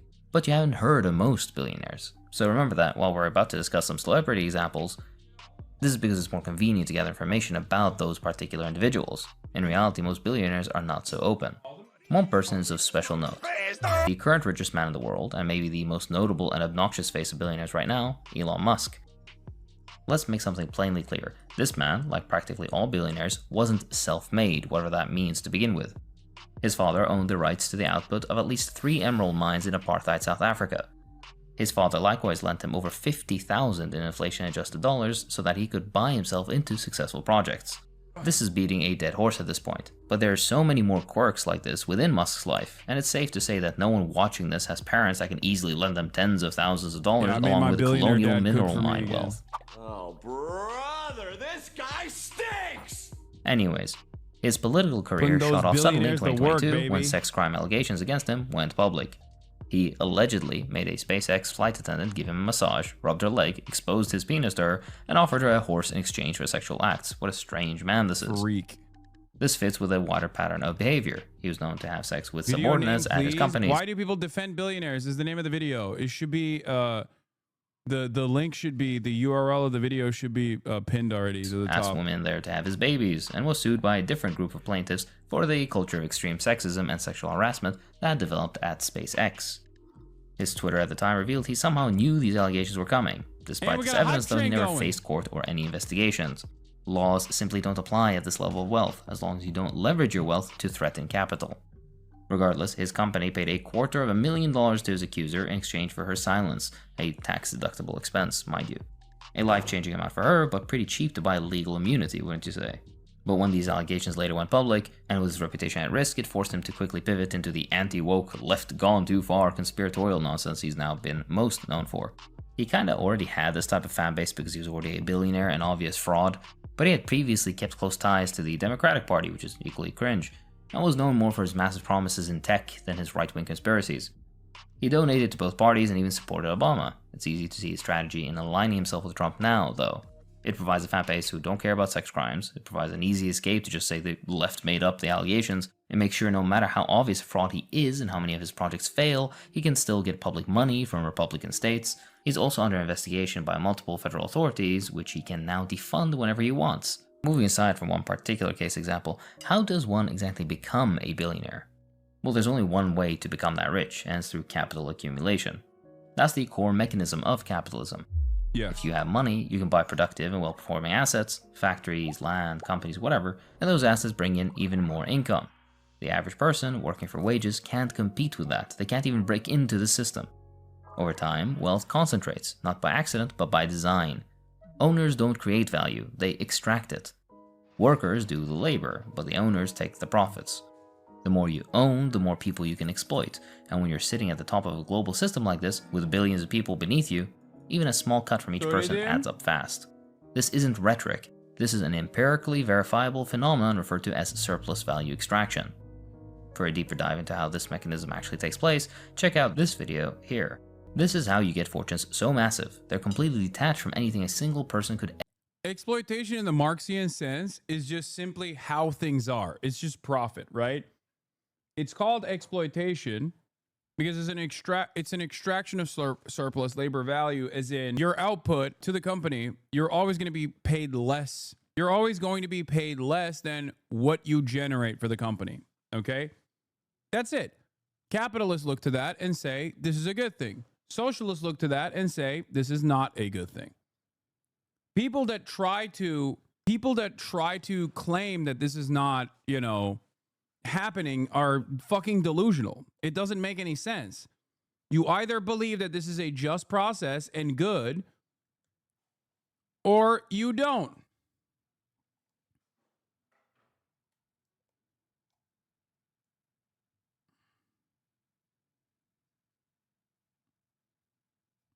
But you can't deny that it happens. No getting banned and wondering what I did. Oh, okay. Here, take a week off. You too. That's so funny that you guys think that I won't fucking ban you. I'll give you all weeks off. Like, literally, I don't give a shit. You should be excited at the prospect that fucking, like, I think y'all forgot. Oh, I don't give a fuck. Even if you think you're making a joke, I'll blast you for a week. I don't give a shit. Be happy that I didn't fucking put you on a perma. This is a fucking dictatorship. A dictatorship of the streamer class, not of the chatter class. Okay? Let's continue. Ever do by just working. It's not about working hard, it's about already being rich enough to keep multiplying that wealth. Likewise, nobody becomes a billionaire by selling one specific product. That's just branding. They don't make their money from apps or oil. They make their money from capital, owning things that other people work on. Businesses don't create wealth, people do, and labor does. The thing all billionaires have in common is that their money comes from other people's work. Most often, it's employees who weren't paid the full value of what they created, or less frequently, customers they ripped off. So when you hear somebody described as a tech billionaire or a finance billionaire, just remember, those are surface level differences. In practice, every billionaire is a stock market billionaire. They underpay workers, overcharge consumers, and rely on state support to protect and grow their profits. It doesn't matter the sector, it's the same playbook system. That said, it's still worth looking into how they pull it off. What are the common tactics used to win in capitalist competition and ensure the highest amount of exploitation possible? How do they boost company profits and make sure as much of that profit as possible ends up in their own pockets? Let's walk through some of the tricks. Billionaires usually own companies which have monopolies over certain parts of the market. This allows them to generate massive profits without ever facing the competition capitalism promises. Monopolies empower companies to exploit both consumers and workers the most, and therefore brings the most profit to their owners. Monopolies are another basic feature of capitalist economics. Capitalism always tends towards monopoly. See my video on this here. Bigger companies always have the edge. They scale faster, they produce cheaper, and they've got the cash to bury competition in lawsuits or buy them out entirely. They also push legal boundaries to maximize profits. They can afford the fines, the legal teams, and lobbyists required where small businesses can't. The larger you are, the easier it is to grow. I don't think this is a difficult concept to grasp. The more you grow, the more you can dominate and eliminate competitors in the market. That's why capitalism naturally tends towards monopoly. The system rewards size and punishes small players. Not every billionaire runs a monopoly though, but many do, or they benefit from one close enough in practice. There are many very prominent examples. Obviously that's why there are so many energy and mining and infrastructure billionaires. These fields are most common for legal monopolies, but even in tech, an industry that styles itself as new and competitive and disruptive, Amazon's marketplace, for example, is a monopoly, and they're currently being sued for it. Their whole strategy revolves around predatory pricing. This means undercutting competitors until they can't survive, then hiking prices once the competition is gone. And it doesn't stop there. They've used all kinds of anti-competitive tactics. Price gouging, controlling pricing rules for third-party sellers, removing competing products, rigging search results, and pressuring vendors to let Amazon offer the lowest price. They even had a US patent up until 2017 on one-click purchasing online. This effectively blocked out all competition because they were legally forced to be inconvenient to use. It wasn't even an invention, just a basic use of internet technology. Microsoft did it too. For years, they had a near total monopoly on operating systems. When they saw software that could run across multiple operating systems as a potential threat, they attacked. After trying and failing to set up a non-compete agreement, they went all in on illegal tactics. They bundled Internet Explorer with Windows, made it hard to uninstall, and made other browsers deliberately harder to use. The goal was to kill competition before it became a threat. This tactic of software bundling is now standard across the industry. Facebook, or now Meta, followed the same path. They had a social media monopoly and started losing ground because their platform sucked. Instead of competing and improving, they just bought out every rising platform. WhatsApp and Instagram and a million others. This isn't innovation, it's consolidation of markets. Musk and Trump are privileged outliers, having built their brands on fraud and idiocy. Most of Musk's successes happened without him present, and Trump's just consistently failed, seemingly. But even Musk found a way to corner the satellite internet market once he was already a billionaire. In some parts of the world, he effectively controls the internet just by spending more money on it than anybody else could. Billionaires don't get rich on their own. Most of them are plugged straight into the state, getting public money one way or another. For the monarchs and dictators, it's obvious, it's their whole thing. But even the so-called self-made business billionaires, well, it's the same story, just dressed up in different branding. They rake in huge amounts of public cash, usually through their companies. We're talking subsidies and tax breaks and fat government contracts, even straight-up handouts, like the many bailouts they get when market-caused economic recessions hit. Almost every big company with a billionaire at the top has gotten some kind of massive state support at one point or another.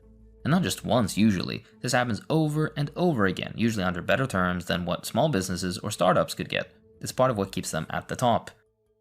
Musk is the poster child for this. The government's handed him at least $38 billion so far, and that's just the public info. That doesn't even include secret Pentagon deals like the $1.8 billion spy satellite contract for SpaceX. Then there's Amazon, which has pulled in over $3.7 billion in local and state subsidies, while towns around the country are cutting public services or raising taxes just to stay afloat.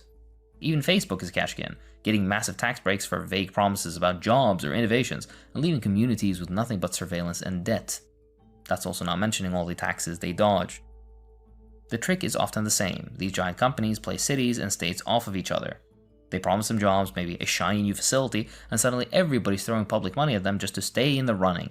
Sometimes it's desperation, other times it's just a convenient excuse, an easy way for local officials to funnel cash to the rich in exchange for campaign money or cushy favors.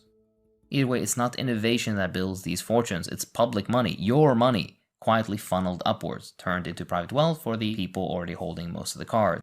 Your money and your labor. Your money, your tax breaks, your subsidies, and more importantly of all, your labor. This is so important because once you recognize that reality, there's really no going back. It's very hard to look at the system that we exist under in the same way once that reality sets in. This is why people are so terrified of any kind of anti-capitalist way of thinking. They don't want, this is what most people don't understand about Das Kapital either. Okay, streamers make money off people who made those YouTube videos. Yes, exactly. I am exploiting Hakim by watching his YouTube video, because I am basically the robber baron of the content creation world. I like that people still do this argument. Like, I only watch my friends' videos at this point, like content creators who want me to watch their videos, and people still fucking complain about it. It's like, dude, both parties have consented to this. Why the fuck are you chirping? That's number one. Number two, as I was saying, people don't understand. Das Kapital is not a like how to overthrow capitalism textbook. It's just describing capitalism. The reality of the matter is, it is not the wealthy, the bourgeois class is not afraid of you learning anger and resentment towards the wealthy. They're afraid of you learning how the system actually works. They have class consciousness. You don't. Yeah, it's descriptive. It's not prescriptive. It's just when you figure out how the system works, it's very hard to defend it. It's very hard to defend it, especially when you recognize your position inside of the system. That's it. Under capitalism, private media tends to conglomerate, and it serves the interest of the owner class who can always control it and outproduce those smaller groups they don't control. See my video on this here. This is bad enough, but with billionaires able to own majority stakes in media companies, they get an immense level of personal control over media output. This may be media billionaires who own and control large portions of the media environment, or even unrelated billionaires who purchase media outlets just to further their influence. The Wall Street Journal and New York Times are owned by billionaires. On the TV side, you've got names like Brian Roberts at Comcast and John Malone at Liberty Media calling the shots. Not to mention, these are often the same individuals with close ties to state power, or even occupying government positions themselves. This completely undermines the idea of the media holding democratic governments to account, if you ever believed this bullshit to begin with. So we have a media system broadly skewed towards protecting vested financial interests. As the rich get richer, they'll inevitably purchase and merge more and more outlets, increasing the amount of the market that they can directly control. Musk and Zuckerberg control social media, with the US threatening to ban the only thing they don't, which was TikTok. There's that thing of the state supporting monopolies again. Even Bezos owns a newspaper, The Washington Post. He didn't build its ill-gotten reputation, he bought it and now exploits it. Freedom of the press under capitalism is the freedom for the rich to buy the press, buy the writers, and shape public opinion into whatever serves their class. In the US, almost every major media outlet is owned, at least in part, by a billionaire. Some, like Robert Murdoch and Michael Bloomberg, built their empires in media from the start. Others, like Bezos, just bought their way into it once the money was already made. For them, media isn't about journalism, it's about control and pushing their agenda. It's not even subtle. Musk, for example, took over Twitter, gutted the safety systems, and then personally banned journalists who criticized them. That's not just editorial bias, that's straight up, if I don't like it, it goes. He doesn't even pretend to be objective. That's the kind of power you get when you own the platform. It's not just what gets reported, it's about what doesn't. Stories disappear, certain opinions are sidelined. Journalists know that one person determines the perspective of their whole company, and that to keep a job, they must make things their boss's boss agrees with, even if they don't. It's also funny because, like, people still say he's a free speech warrior too. The publication. A billionaire can fund a lawsuit quietly and take down an entire news outlet if it steps out of line. Just like they buy competing companies, they buy up the press to consolidate their power. Whether it's through ownership, influence, or outright censorship, it all amounts to the same thing. Deciding what the public gets to see, and more importantly, what they don't. Billionaires also try to influence the government directly. Government policy in capitalist democracies always favors the interests of the rich. In places with high concentrations of billionaires, that's especially true, except for China and Vietnam. I wonder why.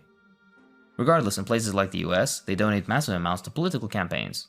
It's also very common for billionaires to donate to both, a clear sign that they're trying to secure their interests on both sides of the ballot. They spend massive amounts of money on shady lobbying efforts, encouraging officials to act in a way that helps them. Again, the US is particularly bad for the sheer amount of money being spent. Through these methods, at every level of government, the ultra-rich build a state that furthers only their interests. This administration has seen even more public staffing of high-profile positions with billionaires, for no other reason than they are rich. Even the president is a billionaire, supposedly. The US has always been run de facto by the rich, but now it's formally run by them as well. Now, what is the solution? The goal of any dedicated policy towards billionaires should be to reduce their wealth and power to a socially manageable level, ideally making sure there are no more billionaires. Many solutions come to mind, some more Vietnamese or Chinese in flavor. A certain funny Nintendo Italian man also had a good idea. Likewise, nationalization. We'll get to that. Let's talk more liberal-friendly solutions at first. We could tax wealth. Not all of it, just the top slice, the wealth at the 99.9 percentile and above, that ultra-elite layer. which is worth about $12 trillion, well, at least as of 2019. A simple 1% tax on that would bring in $120 billion a year. That's real money, translating to real resources that can be used to better the world. All from a tiny sliver of the richest people with barely a dent in their lifestyles. I would dare say no dent in their lifestyles. On a global scale, it's impossible to calculate accurately the amount of money that would be saved. And economies aren't really anywhere near as simple as tax and spend anyway, but the result would be reducing all the harm billionaires do and freeing up trillions in wasted resources. And let's not pretend the current system is somehow fair. The US tax structure has basically flattened out. Most people, rich, poor, and in between, end up paying roughly the same percentage, except at the very top, where things actually drop. The 400 richest Americans, for example, pay a lower effective tax rate than almost everyone else. They're not paying their fair share despite their companies benefiting from infrastructure and public grants more than anyone. A lot of people know this already. Polls show that 57% of Americans think billionaires are taxed too little, and nearly half think they're not even paying what they legally owe. That's a depressingly low statistic for obvious facts. But imagine if they were actually provided the education information and not propaganda. With better cross-border data sharing and digital tools, tracking wealth is easier than ever. If the government wanted to enforce it, it could. And if the law was designed right, with no sneaky loopholes or special treatment, it could easily actually work. Not to mention the prospect of harmonizing tax requirements, or taxing corporations based on the tax rate where they operate and not where they're based. The funniest part about it is the idea that, like, a wealth tax is completely unfeasible when a wealth tax already exists. It's called property taxes. And, like, sure, Americans don't like that either, but it fucking exists already. There are financial tools at our disposal to be able to figure out what the tax burden looks like and to analyze wealth that we consider to be taxable. It's not about, the hurdle here is not the difficulties. The hurdle here is a lack of willingness from our politicians. Interesting stuff, by the way, especially considering Donald Trump recently came out and said a billionaire tax, a wealthy millionaire tax, maybe we can't do it. Seems like we can't do it. No, people wouldn't like it. It's like, yeah, your friends wouldn't like it. Everyone else would like it. Mr. Read the Room. There's so many ways of doing this, it could be its own video. That's all well and good, but it's not enough. A real strategy should be focused on the nationalization and collectivization of the most critical industries, a tight leash on any allowed public business activity with direct government oversight, and severe laws against both political meddling through wealth, lobbying, corruption, and profit-seeking through unethical practices. The final step is the liquidation of the capitalist class as a class, and history is replete with successful examples of such and how to carry it out. A wise Chinese man once said, "Political power grows out of the ballot box." No, that's not what he said. Well, look at his example and see what he did. It's kind of, that is the correct approach. For now, though, taxation is not radical. It should be a routine first step at those incredibly high brackets. A billionaire's wealth is always the result of theft, stolen from the people who need the money the most through preferential government handouts for corporations, and stolen from the people who actually create the value. Rob a house and you're a criminal. Rob the planet and you are a billionaire. They made an idiot out of all their supporters. You have absolutely no reason to defend billionaires, and they won't ever defend you. A better world is possible. That's all for this time. If you enjoy what I do, then please consider supporting me on Patreon. It really does help. I'd like to thank my patrons, so thank you too. Great video by Hakim titled, "Why Do People Defend Billionaires?" There's another video that I want to watch called "Slop Tube and Weaponized Ignorance" by one of my new favorite accounts, Overzealots. Friend of the show, Overzealots, came out with another banger. Let's take a look. Corporate media and ivory tower elites have held what seemed to be a monopoly on the flow of information. If you wanted to hear an opinion on a contentious matter, you would have to turn on the corporate media platform of your choosing, and you would be spoon-fed an acceptable position on the topic at hand. For a good long while, this arrangement served corporate interests quite well. As Noam Chomsky and Edward S. Herman put it in their 1988 book, Manufacturing Consent, the mass media serve as a system for communicating messages and symbols to the general populace. It's their function to amuse, entertain, and inform, and to inculcate individuals with the values, beliefs, and codes of behavior that will integrate them into institutional structures of the larger society. In a world of concentrated wealth and major conflicts of class interest, to fulfill this role requires systematic propaganda. This model of subtle propaganda and gatekeeping of serious discussion has fallen out of favor in recent years due to the rise of alternative media figures and platforms. From YouTube to Twitter to Rumble for the really bad boys, These alternative media platforms have proven to resonate quite well with the average person. And for good reason. People have begun to see through the elitist corporate stronghold that traditional media held over the flow of information for decades. And for a lot of people, they've become disillusioned with the status quo that those institutions were propped up to protect. People are tired of feeling as though serious political conversation can only be reserved for ivory tower elites and fucking Anderson Cooper. So when they hear a seemingly down-to-earth guy like Joe Rogan talk with his buddy who has an interest in politics or aliens or what have you, it's easy to resonate with them and latch on to folks like that for insight on current events and world news. Same goes for his contemporaries, who seem to offer an alternative to the polished media institutions of old and instead sell you their personalities, ranging from humble and inquisitive to whatever this is. However, as we've recently seen, these alternative media ecosystems very quickly begin to replicate the undesirable aspects of traditional corporate media. From sketchy funding to audience capture, independent media has proven not to be immune to the shortcomings of its predecessor. But worst of all, these alternative media spheres are a breeding ground for anti-intellectualism. I know that sounds like a really elitist word, but I do think it's important to know what it means and how to spot it in the wild. Anti-intellectualism is hostility to and mistrust of intellect, intellectuals, and intellectualism, commonly expressed as deprecation of education and philosophy and the dismissal of art, literature, history, and science as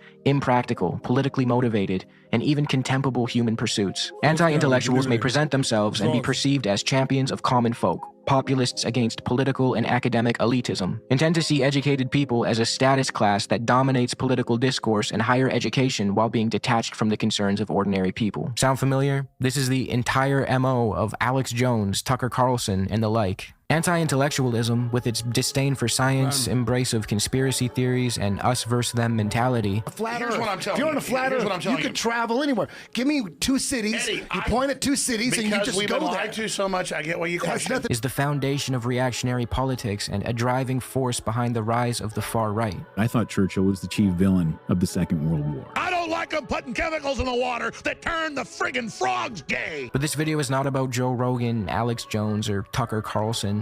It's actually about a subset of alternative media that I like to refer to as SlopTube. I didn't coin this term, but SlopTube typically refers to content creators, not necessarily just YouTubers, who create run-of-the-mill drama commentary or pop culture content, typically from what they claim to be an apolitical perspective. SlopTube content ranges from covering interpersonal beefs between YouTubers, all the way over to political commentary that's supposed to be somewhat centrist, but often carries water for the right. I don't use the term SlopTube as a pejorative. I actually engage in the slop every now and then. I think there are certain creators in this realm who do a really good job. I also concede the point that left-wing YouTube or BreadTube or whatever it's called is definitely home to some annoying motherfuckers, so you don't need to convince me on that. But the reason I want to look into SlopTubers for this video is because they benefit from a very special type of defense.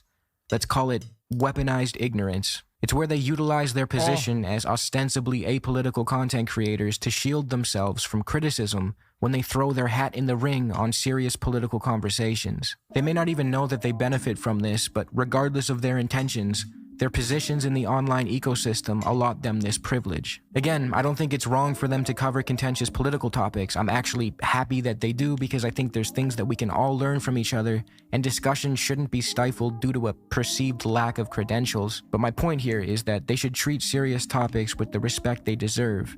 That includes backing up their statements with sources, and when they get something wrong on a contentious subject, issuing a correction. Hezbollah is credited with about 500,000 deaths in Syria. Let's ask our friend ChatGPT. I've looked into this pretty extensively. Okay. Hezbollah has killed significantly more people, by almost like 10 times, I think. I mean, we don't know the exact numbers coming out of Gaza at the moment. I'm trying to dry off the jack. Are you reading something contradictory, AB? Yeah, I mean, ChatGPT says, overall, due to the scale of frequency of IDF operations over decades, they have likely caused more Muslim casualties than Hezbollah. No shot. Hold on. What was the question you asked it?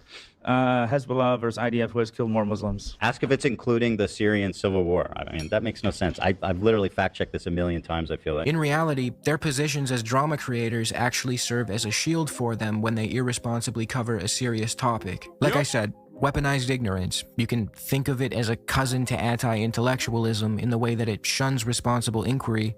Yup. That is objectively a falsehood that is being spreaded. That is being spread in that moment. a complete falsehood. The idea that Hezbollah is responsible for every single death that took place in the Syrian civil war, including some of their own fucking militants, is so idiotic. Like, that's what he said. Yeah, I said spread it. I'm stupid. That's just false. We don't know what the actual estimations are, but Ethan thinks by looking at Wikipedia and seeing the top line 500,000 number, the overall number of slain people in the Syrian civil war, he just says they all died in the hands of Hezbollah.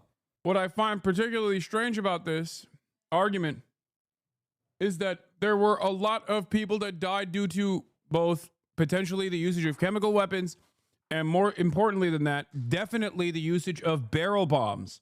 The notion that Hezbollah has access to either of these things is idiotic. It's not one made by any human rights organization, let alone any think tank, as a matter of fact. And the reason why, and no matter how right-wing they are, no matter how anti-Hezbollah they are, the notion that they are responsible for 500,000 deaths when you are talking about multiple factions, multiple belligerents, almost all of them a direct or indirectly funded by the United States of America, but that's not what we're going to get into. The idea that this is, your mods forgot to ping the Discord that you're live and I just joined now, Lamau. Wait, really? I doubt it. There's always a server announcement. I think it's automated. Oh shit, maybe there wasn't one. What the fuck? I'm looking at the server announcements. It's like, wait, where's, oh, it's Hasanabi updates, isn't it? Not server announcements. No, there is. Oh yeah, there isn't one today. That's crazy. I was wondering what happened to the fucking view counts. Here, I'll post it right now. Well, no, Yas is doing it. Do it, Yas. Post it. I thought that one chatter in the beginning of the broadcast was lying when they said we don't have, we didn't get a Discord noti today. That's crazy, bro. I post on every platform and motherfuckers still don't know. Like, some people exclusively rely on Discord, I guess. Announcement 3 hours in. Okay, everyone's popping off with reactions to the announcement. Why would anybody need a server announcement when you're live every day? I don't know, dude. People do. Let's see if it leads to a blip in people. Let's see if it leads to a blip in people actually logging on. That's why people want you to post on Blue Sky too. For what it's worth, some people just only use one platform and don't see the blast offs. Yeah, it did. 400 people instantly joined, by the way, which is crazy. As soon as that announcement took place, 400 people joined. That is fucking psychotic. That there were at least 400 people in the fucking Discord that were just like, oh, I guess Hassan's not live today. And they needed to see a ping to be like, oop, it's 500 now. That is crazy. Y'all are fucking cavemen. I swear to God. That is wild. Yeah, it's a bot. It's supposed to be a bot normally. Wow. Anyway, right now we're watching Slop Tube and Weaponize Ignorance. How Careless Coverage Hurts by friend of the show, Overzealots. You got Maya telling his impromptu chat voice. Do you tell your guests anything? No, I don't. Now we're up to 600. Discord ping has brought in 600 new viewers. That is crazy. 3 hours in. And in many instances keeps these creators insulated from having to actually put the work in to appropriately research the topics they broach. Often, these creators dabble in these topics not because they have a genuine concern for the subject at hand or because they cherish journalistic integrity, but because it's an easy way to get views and, more importantly, it's an easy way to stake out a position contrary to a creator they dislike and use contentious. Oh my God, there's literally more people that are online in my Discord server right now than there are in this chat. That's crazy. That's probably the total number of haters. There's the stalkers as well. And the people that used to be Hasanabi heads who now fucking are anti-Hasanabi head. Anyway, wait, hold on 1 second. Gotta send a text message to Maya Higa. Inbound e-debate requests. Up to 700 now. All right, let's continue. Political topics as a proxy for personal issues, as we will see later in this video. Keep in mind, this apolitical veneer requires these creators to lend credence to the narrative that the far left and the far right are equally morally objectionable. I'll tell you who we're talking about. You don't think Hassan has influence online? Of course he does. He's yeah. mainstream. For sure. So this is like Donald Trump hanging out with Nick Fuentes. Like, you don't think that matters? Which results in this stupidity being parroted by their viewers. I believe the biggest streamer on the left, Hassan Parker, he's just extremely, radical, and gets people just really worked up. Okay. Yeah. Okay, well, how about we look on the right? Nick Fuentes. Which one do you think That's is a more good point. harmful? Honestly, between them, Hassan Parker, he literally plays Hassan Parker? What? You don't even know his last name. I'm so sorry, but saying that like Hassan produces worse outcomes for society than a neo-Nazi that loves Hitler It's and gets actually like insane. 40,000 So, viewers yeah. is absolutely radical. In their chase for clicks and relevance, their audience is left with a hodgepodge. This is such a perfect demonstration of how idiotic information basically goes from the mouth of a drama slop tuber who doesn't know any better or wants to exercise a petty vengeance quest or an agenda that they have to the minds of some of the most brain broken apolitical people who we need as allies. You laugh at these people, but you need stupid people to build a movement. You can't just have a movement of smart people, okay? This is something that I talk about all the fucking time. You need the dummies. And the problem is there's literally this human wall in front of all the dummies. It's like a dam built by the Keemstar orbiters of the fucking world, the drama slop tubers of the fucking world that are holding on to all the dummies and trying to keep them within this reactionary framework, whether by design or inadvertently. It doesn't even matter. They're literally holding on to these fucking stupid people and not letting them get access to extra information, not letting them get access to, what is this? You are worse than this for sure. It's not complicated at all. Jews are ruining society, running society. Women need to shut the fuck up. Blacks need to be in prison for the most part. Fixing these issues will grant us a utopia, according to Nick J. Fuentes. Yeah, like this dude, that dude, when you think personally that person and I are on the same wavelength in radicalism, you've lost your fucking mind, right? You've lost your mind. You have no politics. You might as well be a fucking Nazi at that point. You know what I mean? You just think that like these are just opinions that exist out there. These are opinions that exist, and some people have them, and then there is no impact of ideology. There's no impact of the perspectives at all. It's just simply how much you deviate from the mean. That is the only thing you care about. Whether or not something deviates from what you consider to be normal politics is the only thing you care about. That's a real problem for a lot of apolitical dummies who want to appear as though they are smart without ever actually having to do any reading whatsoever, without ever actually having to think at all about these things, about politics, about what political ideologies look like, what if implemented, what society would look like. The only way that you look to someone like myself who believes that, especially in the short term, like not even in the long term, let's look at the difference in opinion between someone like Nick Fuentes and someone like myself in the short term, and then maybe even in the long term. In the short term, I believe that we need to get universal health care, that we need to nationalize our extraction industries and ensure that we are focusing back on, we're focusing all of our efforts in R&D into fixing some of the problems born out of anthropogenic climate change. The revenue streams that come from the extraction industry becoming nationalized will yield tremendous bounties for the American population.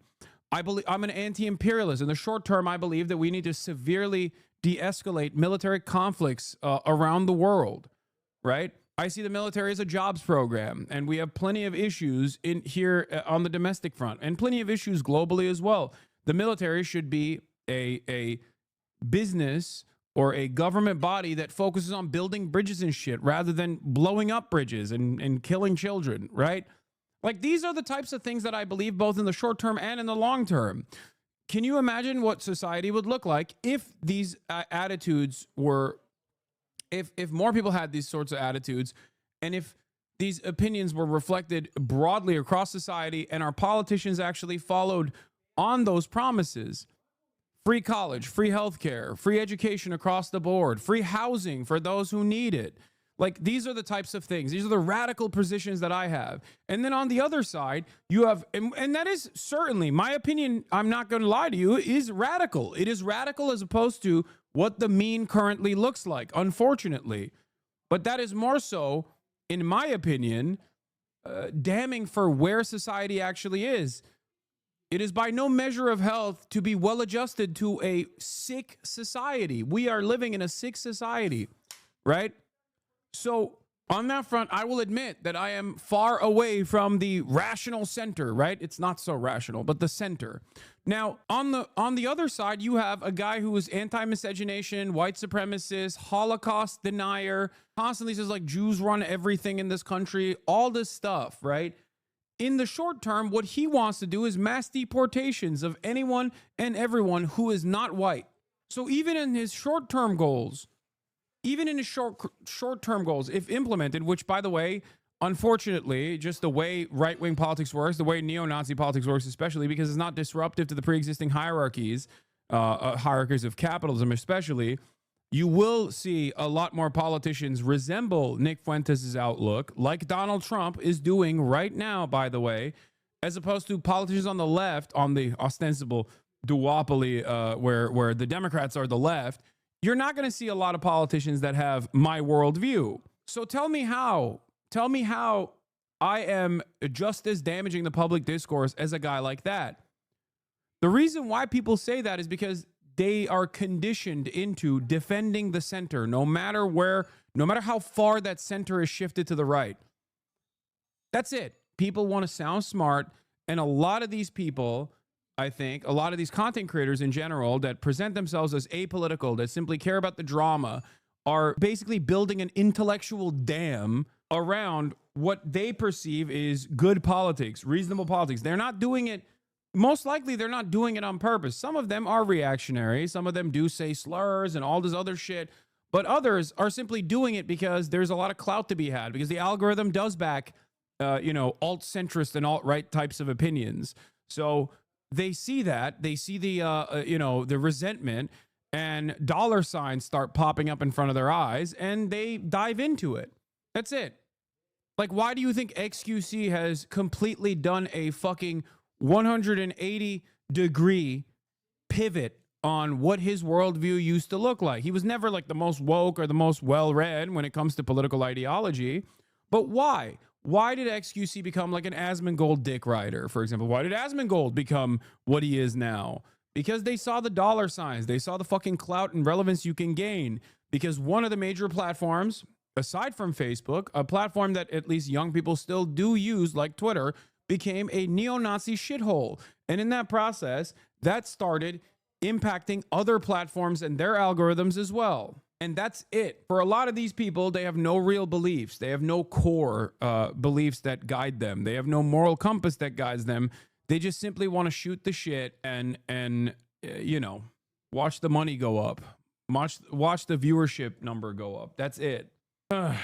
It's not about money for XCC either, to be fair.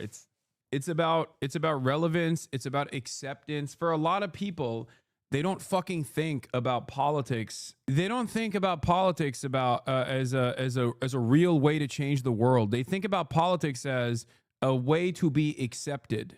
Okay? That's their attitude towards politics. Is like, I want to be a part of an in-group. I want to be able to have a lot of people that watch me and say I'm smart. Do you understand? That's what it is for a lot of these guys. It sounds silly when you think about it, but that's all this is. Podge of half-baked ideas and little nuance about the topics their favorite creator just introduced them to. So, in a bit of an ironic twist, I'm going to cover some slop tubers to highlight examples of this behavior, which I guess makes me the slop tuber this time. Sorry. The main creators I want to focus on in this video are the live streamer Asmongold, Mudahar from the YouTube channel Some Ordinary Gamers, and the very well-known YouTuber and podcaster Ethan Klein of H3H3 Productions. These three people are in no way... Bro, this is perfect because it's like all three different ideologies, okay? You got right-winger with Asmongold. You got Mudahar that's supposed to be the apolitical centrist. And you have Ethan who's supposed to be the liberal, okay? Three different political ideologies demonstrated, and yet the outcome is going to be the exact same. I didn't watch this video. It just came out. But it's really interesting how a lot of the slop focus, basically turns you into this vehicle for a very specific type of content. The only creators who exhibit this behavior, but they will serve as great examples of what I'm talking about. The reason I want to focus specifically on them is because their stories are somewhat intertwined, and they have all at some point in the past year and a bit made content that broaches the very serious geopolitical topic that is the Israeli-Palestinian conflict. So before we start, I need to fill you in on some context and explain how we got here. Back in 2021, subject of this video, Ethan Klein, was one half of a political podcast called Leftovers. His co-host was the left-wing commentator Hassan Piker. Now, their podcast was, in my opinion, very enjoyable. It benefited greatly from the dynamic between the two. Ethan came across as the well-intentioned, slightly left-leaning funny guy, and Hassan assumed the role of the more seasoned political commentator. The podcast came to an end in late 2023, largely due to the October 7th attack in Israel. I'm not going to go into detail about how exactly this show and their friendship came to an end because it's not the most important part of this video, and frankly, I don't care much about the interpersonal drama between them. But in a nutshell, Ethan lived in Israel for a bit, and his wife, Ela, served in the IDF, while Hassan is a vocal advocate for the Palestinian plight. After October 7th, 2023, Ethan began making statements that many interpreted as tacit defenses of Israel, sparking backlash from his progressive fan base. He compared the organization Jewish Voice for Peace to capos. The reason why I brought up Jewish Voice for Peace and other groups using this as well, like Jews themselves in America using this anti-Zionist slogan, indicates that this slogan isn't one that is about the evisceration of Jews. If that was the case, then they wouldn't use it. There was Jewish collaborators with fucking Nazis. Ethan, don't do that, please. Don't say that the Jews' Voice for Peace are akin to capos. Made a disturbing remark about Aaron Bush. What's crazy is, like, he's done that since, too. He did this with Sam Cedar, comparing Sam Cedar to Candace Owens. Like, he doesn't understand that comparison is not apt. Like, he genuinely doesn't understand that. Either he doesn't understand that comparison is not apt. Like, he thinks it's a good way to undermine the argument. He thinks it's a good way to undermine the argument by saying, well, you can have a marginal group of people that support any cause, but like when you make that comparison, you're basically saying that the morality is similar. You're not able to simply tackle the concept of you're using a tiny marginal group to advance a certain cause, unless you do truly believe that they're capos. Unless you truly do believe that Sam Cedar would be the Candace Owens of like being an anti-Zionist. Now by saying he burns alive really good. Not to put this uncouth, but yeah, he thinks he's just saying that a minority can be dead wrong. He doesn't understand it's literally an accusation. Exactly. Yeah, he backed away from calling Sam Cedar Candace Owens and then said Blair White instead, which again is the same, but this time now the Candace Owens for trans people. What? He doesn't make arguments based on the truth. He makes arguments based on their potential utility to the point he wants to wishcast into existence. Yes. So I do, in a weird way, understand why he like can't comprehend why people yell at him when he says stuff like this, right? When he says, when he makes that comparison, he's like, well, I don't understand. Like, why are you saying that? I'm just simply making a point that like a tiny marginal group does not broadly reflect the entire group. They can have crazy opinions, right? Like, I get that is the argument that he's trying to make to undermine the position that I'm presenting. But when you make this comparison, you are saying that they are in the wrong because your position is that they are wrong. he's a champ at fucking burning a lot. I mean, that sounds bad, but he did it really good. And echoed Ben Shapiro-style talking points by telling a pro-Palestinian sex worker that Hamas would kill him on the spot. As if this would, convince the guy to support Palestinian oppression? I don't know what Ethan's trying to do here. Ethan's brand of liberal Zionism increasingly alienated many of his progressive viewers. He later blamed Hassan for this shift, claiming that Hassan's more leftist politics had radicalized the audience into disagreeing with him. Ever since this, Ethan has relentlessly attacked pro-Palestinian advocates. Damn, this is such a short but concise way to describe, like, the last year and a half of the Ethan Klein broadcast is crazy. I am so proud to be marching with so many Jews. Yes, the Jews! The Jews are here! Did we mention that? And I hope he is fired. Socialists, Marxists. Karl Marx, I got a fucking lot to say about that dipshit. Mao was a dumb bitch. What the fuck did he do? Actually, he did a lot. He helped China a lot, but at what cost? It's just kind of funny that he's wearing a Teddy Fresh t-shirt that is made in a Chinese manufacturing facility while also actively shitting on China regularly, and even Mao. Without Mao, there is no Teddy Fresh, okay? That should be, oh my God. Oh my God, that's the new song. This is, what's the song? Without Mao, there is no modern China. Or without the Communist Party, there would be no new China. But instead, without the Communist Party, there would be no Teddy Fresh. That's what they should be singing. Not an E-fan, but you just did the Just Curious, but you live in a society meme, but for China. Dude, this is not a you live in a society meme. He actively shits on China on a regular basis, including their manufacturing practices, while literally manufacturing from China. Could you imagine? Like, here's the difference. I fucking criticize I criticize American manufacturing moving to China. I do. I like China. I think China has done a tremendous amount of development, uplifted 800 million people out of extreme poverty. That is incredible. That is an incredibly impressive feat. Part of that was because of the endless profit-seeking attitude of capital owners here in the United States of America. I can recognize that. But what do? I criticize the fact that capital owners have moved manufacturing overseas. What do I do when I make merchandise? I make it in the United States of America with unionized labor, okay?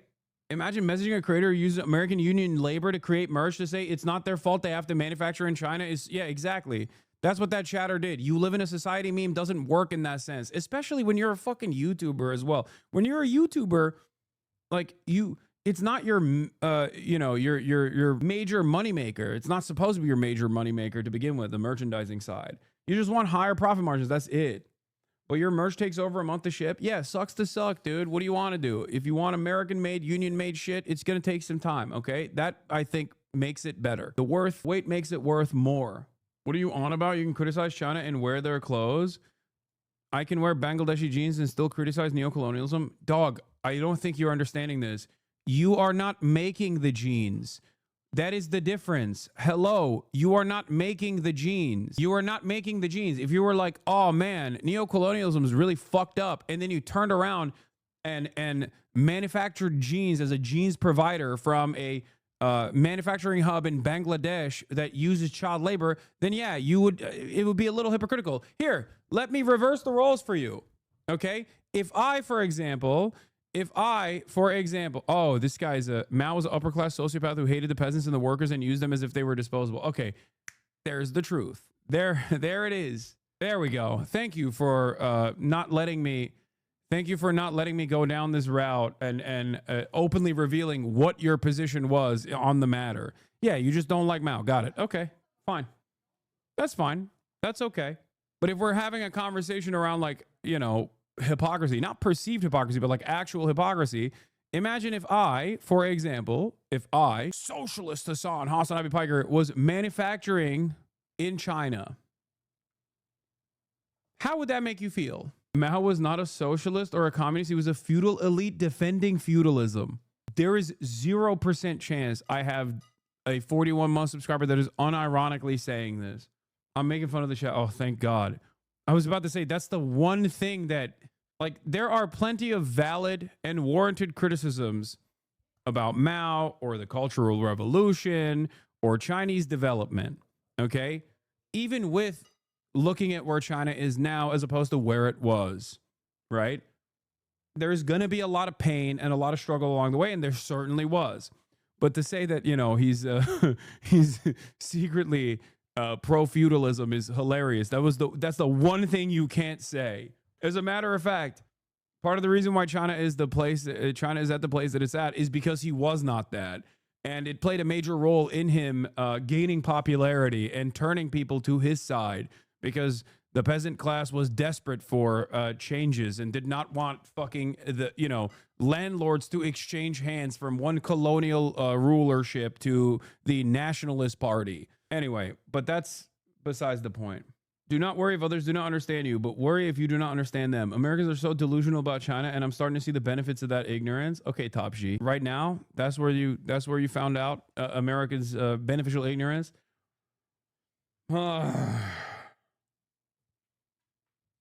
Yeah, right. Because China is currently classless. There's no establishment, and they don't have servants. They treat like shit. Fantastic. Yes, China did not magically become a socialist utopia overnight, nor a communist one. I know. I'm not American. I'm from a real place. Okay, you are exhibiting the same American-style brain rot in this regard, especially because you need to adjust your expectations. I have plenty of criticism of China as well. Okay, but the reality of the matter is, I don't have any fucking motion in terms of developing real existing socialism. So I'm not going to sit around and be like, well, there's a magical utopian socialism out there that could have magically happened overnight. And it's really fucked up that it hasn't happened yet. You know, I am going to continue maintaining a healthy dose of skepticism towards all states. Having said that, but you skip over those criticisms of China when it's convenient? No, I skip over those criticisms of China when it's a normal conversation to have. I do speak about those criticisms of China. You just want me to constantly go, Chinese, Tiananmen Square, development, Xinjiang is good, fucking, I don't know, mass surveillance, social credit. Like, that's what you want me to do. You want me to slam those terms in place every single time. Like, if I were to talk about the American Revolution, for example, you would be like, why aren't you talking about how there were slave owners? Well, Washington owned slaves' teeth. Washington owned slaves' teeth. Tofu concrete, go cities. Yeah, exactly. Henry Kissinger, nukes, NSA mass surveillance, Kent State, University Church, Kent State Uni, Church of Scientology, David Miscavige, Occupy Wall Street, May 4th, 1970 massacre, May 13th, 1985 move bombing, Red Summer, 1919, House Un-American Activities Committees, Trail of Tears, Jim Crow segregation, Japanese internment camps. Like, you want me to just like fucking every time I talk about America, if you don't expect me to say all of those things in unison, then every time I talk about China, why the fuck would I say all of those other things in unison? Yeah, but it makes you look like a simp who lacks nuance. No, it doesn't. Because no, it doesn't. And here's why it doesn't. Because I don't fucking mention all of America's war crimes every single time I talk about America, because that would be fucking insane. Just as mentioning all of the shit that China has done, both historically and also continues to do, would be ridiculous every time I talk about China. It's like every country, okay? It's like the expectation is when I say, I love that the United Kingdom has a nationalized healthcare system, and motherfuckers chime in and they're like, they had 13 colonies. Think about all the death and destruction and famine in India. What the fuck are you saying? You know what I mean? Or if I'm like, or if I talk about like even Churchill, right? Like or FDR in the context of like what they did during World War II, which I think was incredibly beneficial for mankind, right? Defeating the Nazis. Very good. Very cool. Same with Stalin. The expectation whenever I talk about Stalin in World War II is that I talk about gulags, paranoia, mass famine. But when I talk about Churchill, there is no such expectation that I constantly slam the conversation, or FDR, there is no such expectation where I slam the conversation with like a bunch of shit that they did, you know? It is an internalized bias that you have that I'm trying to help you work through it.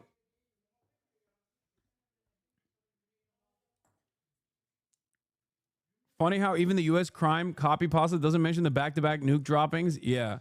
I'll give you another example. Okay. I'll give you another example. When I talk about Japan or Japanese anime, ain't nobody talks about Imperial Japan and the Holocaust style crimes that they did in fucking Manchuria, for example. That's not a point of contention for many of you. One must ask the question, why? And that's normal. The expectation isn't that you fucking demand that out of a foreign nation. Do you want to know why? Because Japan is wonderful anime country. And you've already adopted that framework. You say China wants, and you have to go on a 10-minute tangent because chatters see red and lose their minds. Exactly.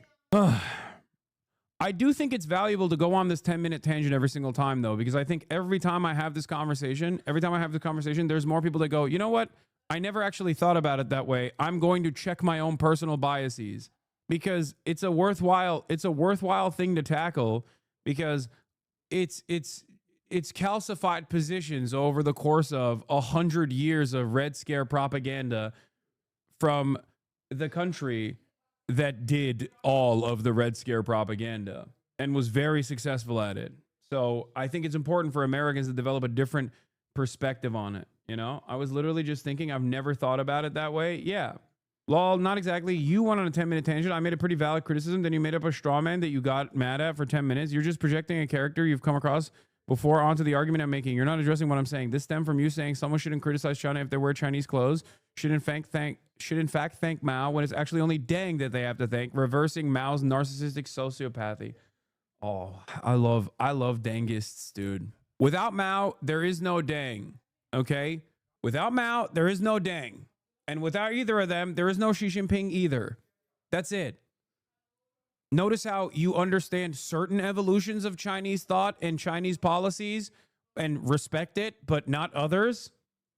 Perhaps it is not the individuals that you should be focusing on.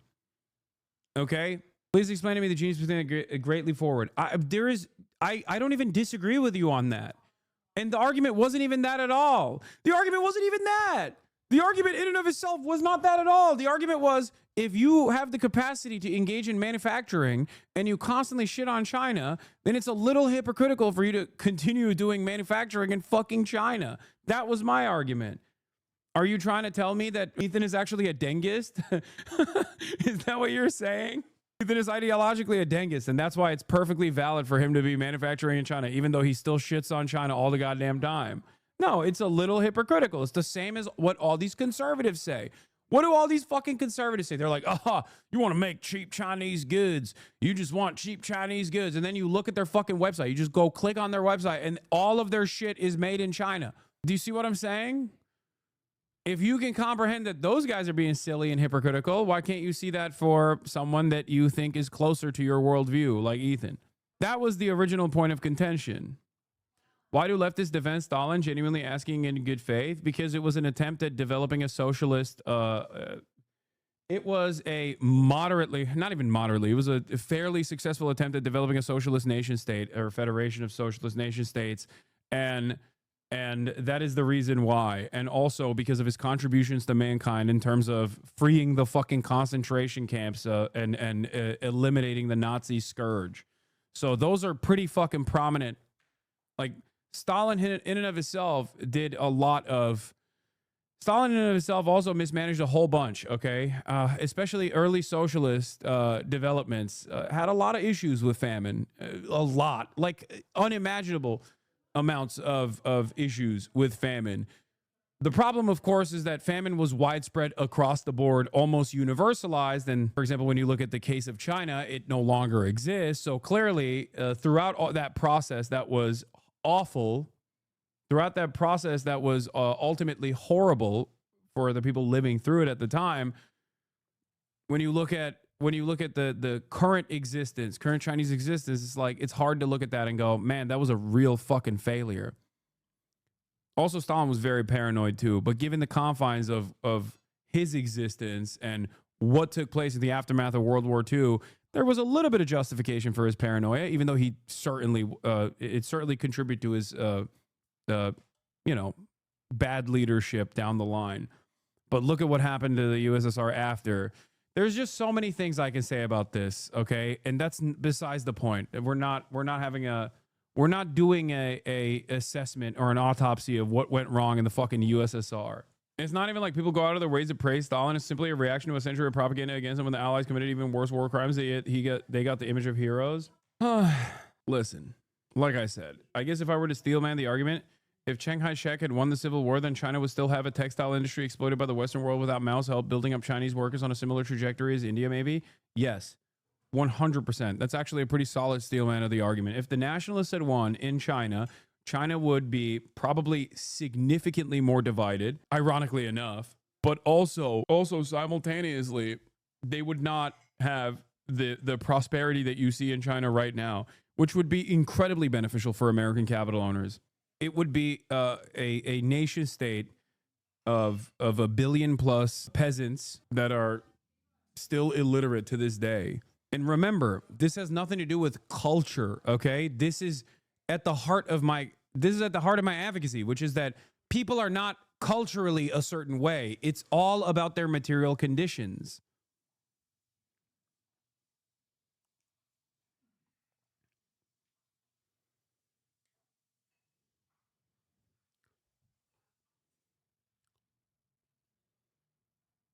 Are you expected to mention all their crimes when speaking about any institution, or is it a double standard for U.S. foreign adversaries? No, of course, that's the point. That was the argument that I was making. The expectation is never to mention every single fucking war crime that America is engaged in. The expectation when talking about a foreign ally is not all of the war crimes that foreign allies have engaged in or the existing issues within their governance. And that is because it's a solid way to shut off the conversation. I can't believe we went on a fucking 25-minute tangent now. Let's continue. He did a lot for China, I think. I don't know a lot about it. And pretty much anyone to his left, denouncing them as radicals, anti-Semites, and terrorist sympathizers. He's even gone so far as to make a nearly 2-hour video titled Content Nuke Hassan Piker, in which he propagates lie after lie about Hassan, Palestinian history, the Nakba, and so on. But we'll get back to this later. Despite all this, Ethan still claims to be a stalwart supporter of the Palestinian cause. And I've been a stalwart supporter of the Palestinian cause for many years. And the reason he feels this way is because he's critical of the current Netanyahu government and he supports a two-state solution. But as has been noted by Iraqi-Israeli historian Avi Shleim and many others like him, by its settlement expansion, Israel effectively killed the two-state solution. What is left of the West Bank is a collection of Palestinian enclaves surrounded by Israeli settlements and military bases that cannot form a viable state.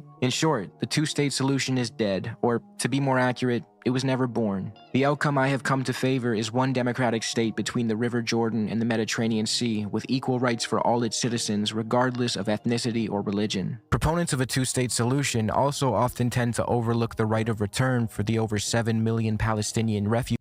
Wait. It took me like 20 of these same exact rants for it to go through to me. I used to think you were too nice to China, and you slowly convinced me very slowly. Never stop re-explaining the same point. Hell yeah. Refugees and their descendants living outside the Israeli-Palestinian borders, despite UN Resolution 194 affirming their right to return to their homes if they so choose. Apart from this, focusing solely on Netanyahu or the far right in Israel obscures the broader reality. The foundational project of Israel is one of ethno-religious supremacy and ethnic cleansing. Even relatively liberal or supposedly peaceful Israeli leaders are guilty of atrocities. To ignore that is to miss the forest. Yeah, Yitzhak Rabin is a great example of this.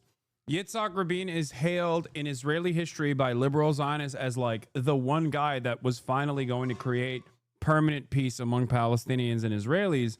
And Yitzhak Rabin himself was vicious. He was a vicious monster when he was in charge of the security apparatus, where he was famous for demanding to break the hands of Palestinian children that were throwing rocks, because throwing rocks became a symbol in the first Intifada, a symbol of resistance for children, Palestinian children.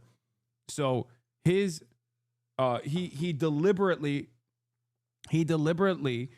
demanded that the security forces break the bones of Palestinian children to basically break the will of the Palestinian symbol of resistance. And they did. They successfully broke the arms, sometimes legs, and sometimes many other bones of thousands of Palestinian children for the crime of throwing rocks against the Israeli tank. For the trees. Ethan opposes lifting the blockade on Palestinians because he believes they would resort to violence if given the chance. A one-state solution just eliminates like one internal faction that is an ever-present danger. And You're telling me if we were to lift the blockade and the wall around Gaza today, there wouldn't be more violence against Israelis? But this ignores a crucial reality. Palestinians have endured brutal oppression. That oppression needs to end. And while some have responded with violence, it's a response to systemic abuse, not some innate desire to harm Israelis. I'm so glad that someone is highlighting a conversation that Ethan and I had that is so illuminating about everything that transpired afterwards. Like, this is what I should urge people to do, to like go back and listen to our back and forth virtually like 4 days after October 7, okay? Or like almost a month, maybe a month. I forget exactly when we had this conversation, but this was the last conversation we ever had. And it's so interesting because if you go back and listen to that conversation from start to finish, You understand what his worldview looks like. You understand what my worldview looks like. And you realize why he moved in the direction that he did in terms of like defending Israel in the ways that he did. This was literally in 2023. And you know what's really ironic about it? I was so fucking nice to Ethan in this conversation because I was like, please, like, don't do this. You know, November 9th, apparently, is when I had this conversation. And I was trying to help a friend walk through this situation, understanding what kind of baggage that they had, what kind of social conditioning that they had. Okay? Hoping that they could develop empathy. And what's ironic about this is that all of the slop tubers that covered this convo focused on how mean I was. They fucking supposedly love Bloodsport, but in this conversation that took place where I was so goddamn nice too, so fucking nice, in that conversation they focused on what the chat was saying, or how mean I was, and how ridiculous it was that I was such a meanie bobini to him. It's so crazy how people pick and choose what they want to focus on. No mention was ever made, was ever fucking made over the claims that Ethan was making or the claims that I was making. Do you see me? No one ever addressed any of those things. They only focused on the what they wanted to focus on, which could present me as like a bad guy. I rewatched that part of the last Leftovers episode. It showed you stating exactly what you've been saying and being so charitable and careful for Ethan to help him phrase his words, and had Ethan having completely opposite opinions. Yes, Ethan's opinions have also dramatically shifted as well since then. Like certain things that I think he would be too embarrassed to openly admit, even if he had those positions or not back then, are things that he just volunteers now with regular frequency. And considering that no one actually takes him seriously like a fucking adult, unless he's complaining about how he's been victimized yet again, in which case they do take him seriously, because that benefits propaganda. Isn't this around the time the Focus on Slop Tuber meta started? No, it was already a thing. It just kicked into high gear after this, where all of the Keemstar adjacent orbiters, like the Willie Mac tubes or whatever the fuck his name is, and all of those guys kicked it into high gear. They were all also rapacious Destiny dick riders at the time. So they would just get their notes from him. The fucking, what's his name? There's a bunch of those guys, like, yeah, Ukraine War was another moment for that too. Willie No Script, was it Turkey Tom, Boner Box, Hutch, Nick Eats Oreos. Yeah, like a bunch of them. And if you go back and look at the videos that they cut back then, you will see, like, what the fuck? They're not even talking about Israel-Palestine. They're just simply talking about how mean I'm being to Ethan. That was the only point that they got from this 3-hour and 30-minute back and forth. The reason why I'm mentioning this is because this entire video basically breaks down how these guys operate, how like apolitical, quote unquote, apolitical people operate. Yeah, or XQC, even now Asmongold. He didn't do that back then, but he's doing it now. Framing Palestinians as inherently violent and incapable of integrating into a democratic state isn't just wrong, it's racist. As we'll see in this video, Ethan's analysis of the Israeli-Palestinian conflict is steeped in Eurocentrism and reveals what seems to be, if I'm going to be very charitable, a subconscious belief in Western superiority. But first, let's introduce the other two subjects of this video. Speaking of holding a belief in Western superiority, this is Asmongold, a live streamer known for bangers such as, if you want to consider a genocide as a systematic killing of a group of people, they have genocide built into Sharia law right now. So no, I'm not going to cry a fucking river when people who have genocide that's baked into their laws are getting genocided. I don't give a fuck. They're terrible people. These people are not your allies. They are not the same as us. A few days ago when you was in H3 chat, they called you Hasanabi and other names, and their mods and the crew didn't care to delete those. Yeah, because Ethan says those things. Of course he's not going to fucking delete those. I don't expect them to. That's the difference between me and him. I'm not going to fucking sit here and cry that he has bludgeoned the heads of his community with like the dumbest fucking propaganda to a degree where they genuinely think I am a fucking Nazi at this point. The saddest part about it is like, yeah, if you think someone like myself who is as anti-Nazi as you can physically and spiritually get, Okay, ideologically, everything. If you think that I am a Nazi, you've lost your fucking mind. They come from an inferior culture that is horrible. It kills people for their identity and is directly Does Hamas even do Sharia law? Someone brought up that in a convo. No, they do not. antithetical to everything Western values stand for, and it is an inferior culture in all ways. Yikes. Asmongold's house looks like this, by the way. I'll just leave that on the screen for a second. Also, it's still fucking irrelevant. Let's say that they were. Let's say that they were doing Sharia law. Do you think genocide is appropriate? I don't.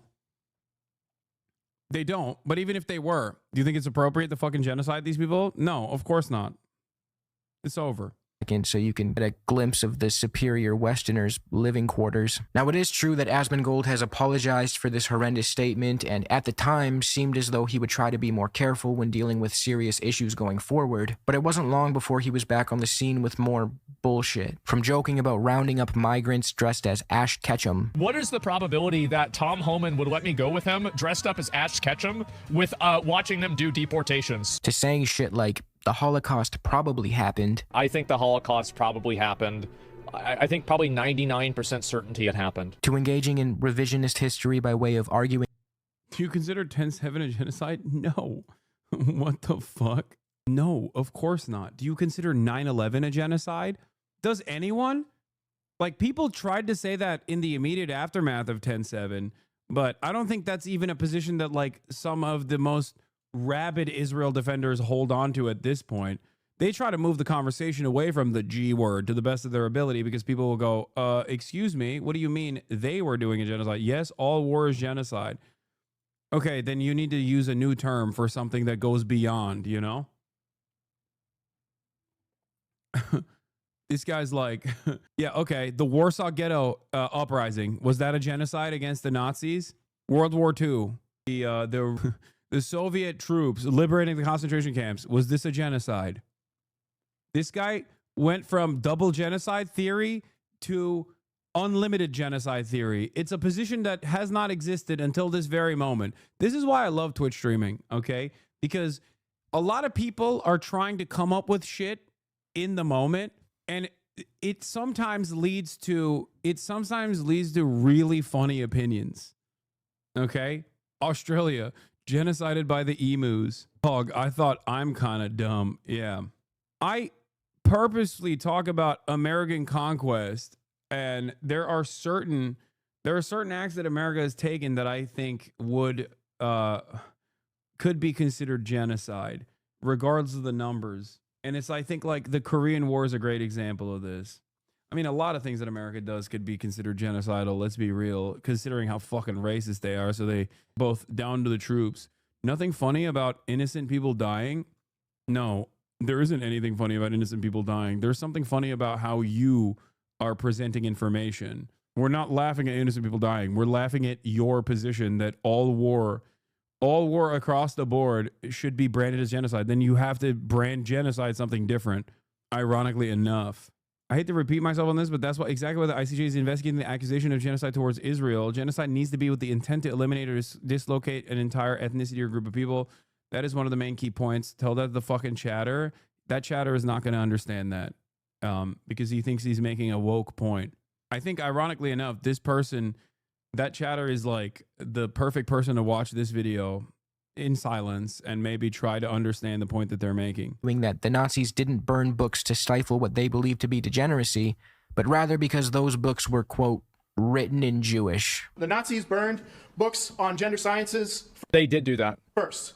Now the administration has villainized and marginalized migrant workers, trans. It's a bit of a miss. Like, my understanding is that they burned them not because it was gender stuff, but because it was written in Jewish and not German. This guy is an unstoppable.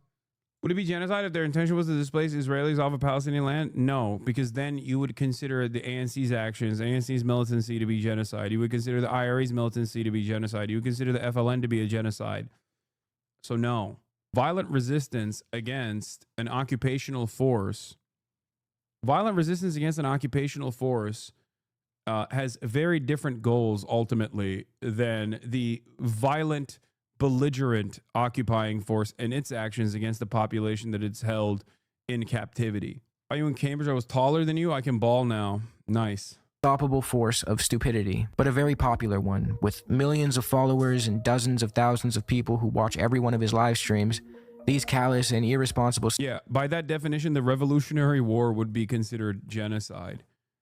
Like the American Revolutionary War would be considered a genocidal ambition of the existing American revolutionary figures of the time. Statements are being consumed by his massive audience of mostly young, impressionable men. Mr. Gold here is able to evade the scrutiny he deserves merely due to his position in the media ecosystem. He's a content creator who plays video games and complains about how wokeness is ruining them. If the things he said were said on corporate media or by someone with a reputation of serious political commentating, that would be the end of their career. If Jake Tapper or even Jesse Waters said that they were 99% sure that the Holocaust happened, they would probably get canned and have to stake out a new career as an alt-right creator on Rumble. But when Asmongold says it, well, it's just Asmongold. The other creator I want to touch on quickly before we get back to Ethan Klein is this guy, Mudahar. Now, admittedly, Mudahar is not as bad as Asmongold or even Ethan, but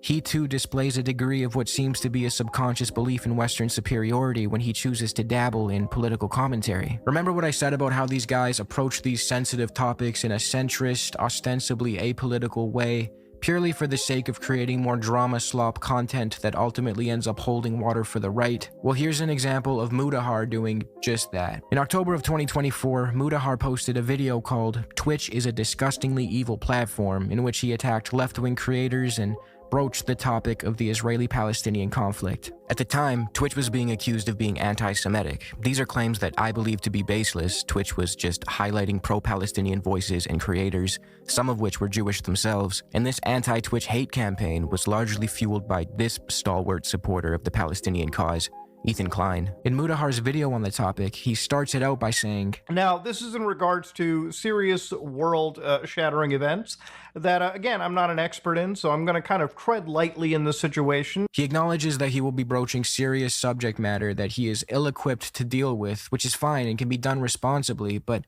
again, his position as a drama tuber, whether he's aware of it or not, insulates him from even having to try to cover things in a nuanced and responsible way. I mean, the video starts off with Mudahar minimizing Asmongold's genocidal statements, and then he immediately shifts to relentlessly attacking pro-Palestinian advocates. If you're gonna make a video adjacent to the genocide in Gaza, could you at least emphasize the severity and wrongdoings of the state of Israel as it exterminates dozens of thousands of innocent people? At least throw up a fucking headline or something. It's true that he pays a little lip service to what's happening in Palestine toward the end of his video. I'm not somebody that is afraid to say that genocide is wrong. I think that there is an actual case of, genocide, and there's an actual case of attack that goes towards the Palestinian people. I think there's very serious situations that go around the world. But that's only after he, A, spends the first leg of the video doing apologia for and minimizing Asmongold's statements, as we will get into soon. B, spends the rest of it attacking the creators who are actually trying to bring attention to the genocide in Gaza, a genocide our Western governments are complicit in, by the way. And C, does both sides are bad type bullshit by saying that Jews and Muslims are just at each other's neck, man. That's the way it's always been for centuries. These are situations that involve, a group of people, Muslims and Jews, that have effectively been at each other's throats for not just decades, but hundreds of years. You were talking about hundreds This of... is one of the most offensive ways of broaching the subject matter. I can't stand this shit. It makes me almost as angry as I get when I hear like a straight up ultra Zionist take, where people just like, people that want to sound smart but don't know a single damn thing about what the fuck they're talking about, which be like, who knows, man? It's just like Jews and Muslims that have just been fighting nonstop, dude. Like, this is not fucking drama, dude. What are you talking about? This is not online drama. You can't just like take this insanely careless approach. There's a reason why you didn't talk about it until this very video, because you recognize how serious it is, right? Or at least you recognize that there are repercussions for saying the wrong thing in this process. So it's wild to me that he took this stance, like, where that was my breaking point when I heard not even like his defense of Asmongold or whatever. This was when I was just like, come on, dude. I hate how we've designed this like new information structure where people that are openly not knowledgeable what they speak on can just get away with saying whatever the fuck they want to. No, he's not getting paid, dude. Openly say whatever the fuck they want. And because the audience is receptive to this kind of, the audience is also not very knowledgeable, like I said, because top tubers do command a big chunk of the online watchers, the online viewership, because the online viewership wants drama. They don't want actual fucking geopolitical analysis. They want slop. So the people that are doing that slop, that also don't treat this with the importance, the issue with the importance of it, that it deserves, piss me off to no fucking end, especially when they take a position without actually actively saying what that position is, which is presenting themselves as people who are against, seemingly, a whole bunch of the pro-Palestinian content creators. It's a very cowardly way of taking a stance without saying what your stance actually is. What are you doing now, though? I mean, that's true, though. What are you doing now, though? You think it's just, Muslims versus Jews? That's what this is? Yeah. When Israel is bombing Christian churches in Palestine, they're actually doing that because Muslims versus Jews? Is that what it is? Like, that's how this works? How do you attempt to persuade people like this? I mean, dumbing down the argument. There's a way to dumb down the argument for them to, understand it a little bit better. Years of just institutional dislike between each other. If you've ever grown up Muslim, and I have, then you know that there is a serious culture of anti-Semitism, in amongst the most conservative of Muslim circles. Oh. Just as you will know that there is a serious amount of Islamophobia in the most right-wing of Jewish circles. These are two groups of people that literally are just fighting each other. But this analysis ignores so much historical context that it's outright irresponsible. Look no further than the Ottoman Empire, where Jews were a protected minority and had representatives in the Ottoman parliament. As our boy Avi put it, unlike Europe, the Middle East did not have a Jewish question. Anti-Semitism was a European malady that later infected the Near East. Jews and Muslims. That's what's so fucked up about this as well, which is that Germans have the audacity to fucking launder their imaginable crimes against humanity, against Jews specifically, but everybody else as well, but certainly Jews, right? 6 million Jews that they slaughtered. They have the audacity to say that anti-Semitism is an Islamic export, or an Islamic import, sorry. What a fucking statement, dude. What an insane thing to fucking say. If anything, it is an export, not a fucking import. It's an export from the broadly Christian majorities in Europe and in Russia as well. The major conflicts that took place even under the banner of the Ottoman Empire against Jews, where Jews were victimized or vilified, unironically still came from Christian populations. It's so fucking insane. There is no, from a theological standpoint, there is no resentment, no religious resentment towards Jews amongst Muslims across the board. There isn't even a religious resentment from Muslims against Christians, even though Christian forces, certainly. Islam is the third of the Abrahamic religions. It literally also incorporates and recognizes Christianity and Judaism. So even from like a theological justification, there is certainly a lot of calcified institutional resentment towards Jews from Christians, the whole Jesus Christ situation.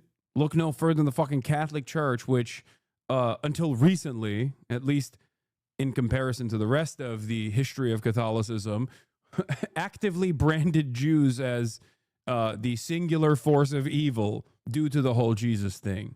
But none of that matters at the end of the day. I'm not a believer in idealistic principles. I believe that history can be better explained through dialectical materialism. And therefore, I don't think that it's because of religious resentment that people fought one another, okay? It's just an expression of the needs that people had. Coexisted in many Middle Eastern countries for centuries. It wasn't until the arrival of European colonial settlers in Palestine in the late 1800s. Brother, what on earth are you even saying right now? I was with you all along. Now you're even going south. You're being revisionist yourself. I'm sorry, what?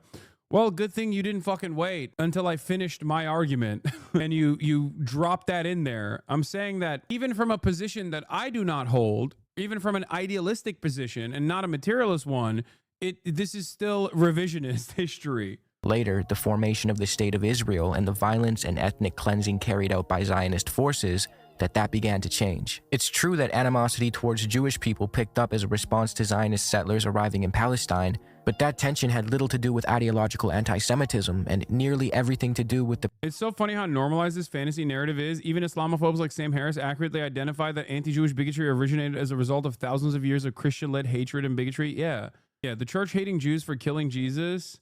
the church hating Jews for killing Jesus is ridiculous from a theological standpoint. According to the Bible, the whole plan was for Jesus to die. That was his whole purpose. Yeah, I know. That's what I'm saying. Like, misunderstood. Judas is a misunderstood man across the board. It makes no damn sense. It makes no damn sense. It had to happen. He had to come back to earth. Like, he had to come back to life. What are we talking about? That's what you're celebrating. It's so stupid. Anyway, certain parts of that story are not recognized by Islam to begin with, so it doesn't matter. Even from a religious, even from a theological justification, which I don't care about. I was just making the argument from that perspective to destroy it within the confines of even a theological justification.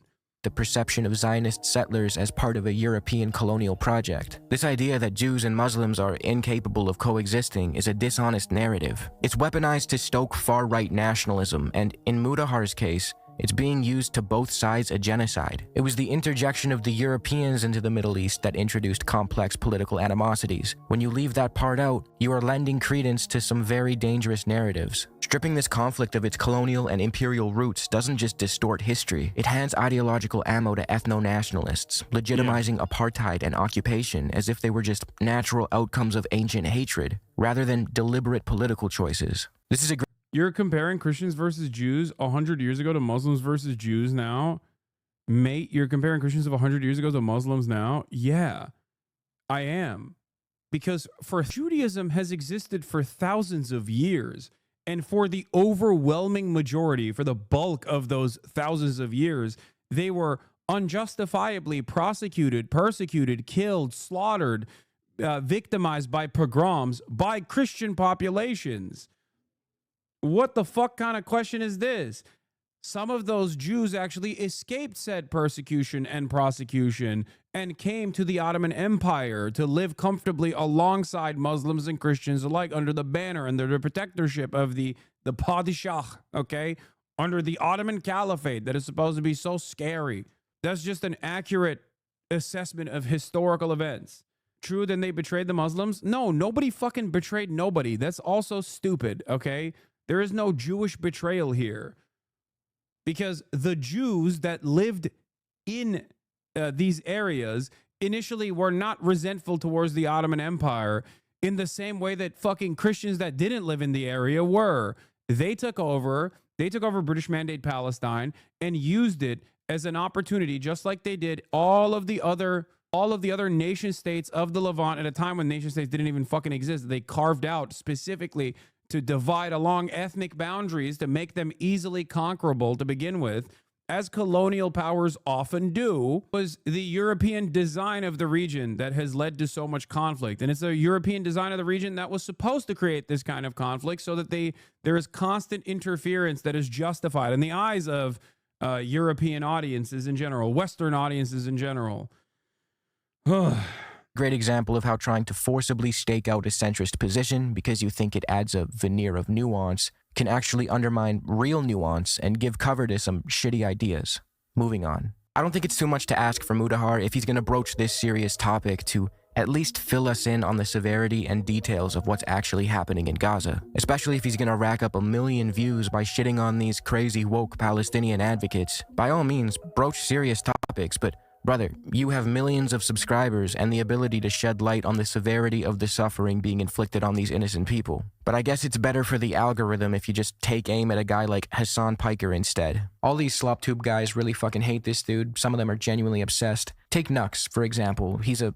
What is this, a cartoon? Who has millions of subscribers across 2 channels and churns out videos about things like Snow White going woke, IRL streamers like Vitaly and Johnny Somali, and of course, an unhealthy amount of videos about Hassan Piker. Oh my god. Oh my god.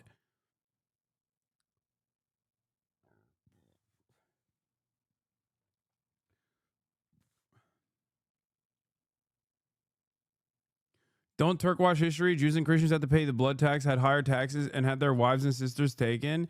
No, that is not a Turk washing of history. You just want me to give you an unfair interpretation of history, a false interpretation of history. Yes, Muslims also paid a tax that was a higher tax than jizya, which Jews and Christians had to pay. Muslims also were, Muslims are also conscripted into the fucking military, where Jews and Christians were not. You have to make this comparison to Jewish people living in Europe at the time, and if you look at Jewish leadership at the time, they were the ones who said that it was infinitely more favorable to live under the Ottoman Empire, under the protectorship of the Ottoman Empire, than it was to live amongst people that kept going, oh my God, Jews are poisoning the fucking well and eating our babies. We should kill them. The vids are an hour long. I know. This is turning into a form of mental illness. Holy shit. Way too many to count. Nux is also a little more openly right-wing than your average slop tuber, and he regularly feels the need to educate us on contentious political matters, which I'm super grateful for, because where else would I develop my understanding of fucking trade protectionism? In the long term, this is bringing unbelievable wealth and industry to the United States. Dude, look, Hassan derangement syndrome takes many different forms online, but some of the most noticeable aspects of Hassan derangement syndrome are constantly being wrong, okay? Oftentimes being outed for, doing weird sex pest shit. Not all, but usually, okay? That ranges from assault, revenge porn, to direct pedophilia, okay? Sometimes nothing at all on the sex front. I'm not going to say that is universal, okay? It's as close to universal as you can get, not universal. Always being wrong on political issues, weird sex pest behavior, but perhaps more importantly than all of those three things, or all those two things, is the fact that it almost turns into a sexual pathology, like a pathological obsession that is incredibly fucking creepy. And there is always like this weird sexual pathology associated with this hatred. It is so fucking strange. Didn't this guy used to like commission and react to lolly porn? I don't know. I don't know anything about this guy. All I know is I went on a podcast that Mudahar and this guy was on, not knowing a single damn thing about this dude's worldview, for the record. That was many, many years ago. And apparently since then, he's become a massive fucking Israel lover and also simultaneously a massive hater. Yeah, it's a psychosexual obsession. It's worth noting that he and his contemporaries rarely, if ever, actually back up their claims. Just look at this description box. No sources, just a polemic descriptor about how Democrats are cooked, Doge Lord Elon Musk, and what seems to be a bunch more SEO ranking terms. And then he has the gall to claim that his video is for educational purposes. Maybe I'm just being a dick, but is it really too much to ask that when we make definitive statements about contentious political or economic issues, we substantiate those claims somehow? Especially if we're gonna make quote-unquote educational videos. Anyway, back to Mudahar. In his video, he calls out a pro-Palestinian creator by the name of Frogan, who said this about American soldiers. I have no pity at all for any fucking soldiers. U.S. military? Boo fucking who? I hope you get PTSD. The U.S. military that are like, yeah, like, I did this back then, but now I know it's wrong. Like, I'm changed. Like, fuck imperialism. Fuck this. You don't deserve the PTSD. But like any other motherfucker, you're joining them. You're like, oh my God, I want my fucking Camaro, no student loans. Fuck you. Is what she said crude and callous? Yeah, sure. I would never co-sign the wishing of mental health issues onto anyone, but let's examine where a statement like hers comes from. Frogan is a creator of Lebanese descent whose family fled the Israeli-Lebanese war. Is it really that hard to understand why a person of not only Lebanese descent, but of Middle Eastern, Latin American, African, or Asian descent might... It wasn't crude. I mean, it was. Come on, Chad. Like, it is. That's a part of... That plays a role in why people hate Frogan. This isn't victim blaming, for the record. But that, like... A lot of these people would hate her just on her output in general, even if she never actually got crude, right? Even if she never actually was rude sometimes, or brash, or bold. They would hate her because she is an outspoken hijabi woman in the United States of America. Okay? But that That factors in like that. All of those things combined create this like insane situation where she breaks the minds of people and they become insanely obsessed with every little thing that she does while simultaneously talking about how little motion she has. It is so weird, dude. It is so fucking weird where they're like, you have this many people watching you at any given moment. What happened? Like, your career sucks. And it's like, okay, then why are you watching? Like, how do you justify your rabid obsession with a person that you yourself are saying doesn't have this kind of clout, doesn't have this kind of emotion? Like, why are you fucking constantly looking at every little thing that she does?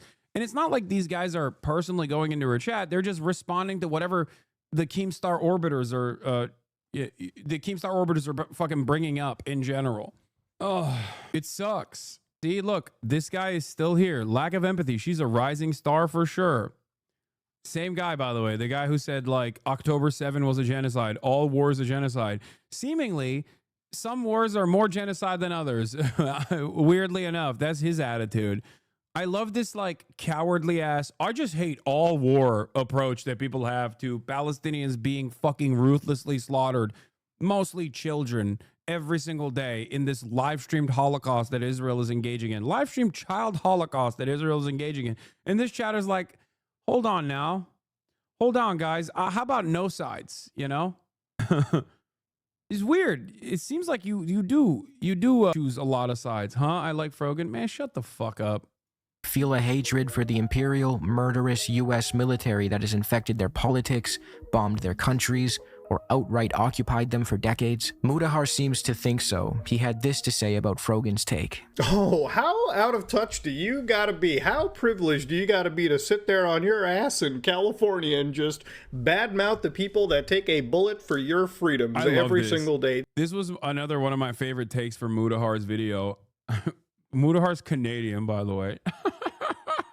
Yeah. The military is here for our freedoms, baby. That's right. That's right. How dare you speak ill against the military who's here to defend our free speech? Yeah. Hey, guys, hold on. BRB, gonna go shoot a 14-year-old in Kandahar so that I can defend American free speech. Hold on one moment, okay? Let me go fucking deploy, get my dick blown off in the process of fucking defending a poppy field, okay? By a dude who's only known people like me invading his land, who doesn't know what the fuck 9/11 is, okay? And he's just like, okay, well, these guys are invading, they're killing people, I'm gonna kill them, you know? Let me go take a bullet. And then when I come back, I can say, oh, I defended your free speech. Yeah, dude, the goat herder in Afghanistan was actually going to undermine American free speech. Thank God. Thank God. God for our boys, baby. Woo! Hell yeah. Village elders thinking American troops were Soviets. Yeah, exactly. It's so... I still remember the fucking... Was it a onboarded journalist that brought like photos of America and 9/11 and like went and asked the random Afghan people like what that was, and they're like, I don't know. I have no idea what this is. What are you showing me? Yeah. Hey, by the way, this is why we're killing your family members. Just so you know. This is why we're killing your family members. And they're like, what? What the fuck is this? Geez, DPRK take on Twitter? No, I don't care about what this man has to say about fucking geopolitical issues or foreign countries or even Canadian politics to begin with. I care about what he has to say when it comes to modifying a fucking Steam Deck, okay? I care about what he has to say when it comes down to like finding a fascinating subreddit about some weird, quirky tech thing. That's it. That is the beginning and end of my interest when it comes to something that fucking Mudahar has to say. Those are the subjects that he is somewhat knowledgeable on. That's what I would stick to if I were to consume his content. Why the fuck would I go to him for political commentary? It's like, I like Lady Gaga. What the fuck does she know about cameras moment? You know? You come to me for music takes? No. When I make music takes known, you fucking yell at me. The most outrageous shit you'll ever hear. Just for reference, here is Mudahar's very charitable coverage. Blaming military for the actions of the U.S. elites is the same as blaming poor people for buying Starbucks? What? What are you saying? American military members are victims too. Oh my God, brother. Jesus Christ. It's ridiculous to act like military members deserve this level of hate. The irony is Frogan's take in and of itself, while definitely brash, factors in military members who have been deluded into serving. Okay, if we're talking about that, that's an entirely different story. But get the fuck out of here, dude. If you're like, oh yeah, if you're defending what you did by running around and being like, rah, rah, I'm the one who served to protect your free speech by, you know, killing a bunch of fucking Afghan farmers. Like, get out of here. This guy's trying to get you to say something. I'm calling it. Yeah, I think so too. Or maybe he's a vet who's just like pissed off because he's a 12-month subscriber. I'm gonna be more charitable to him.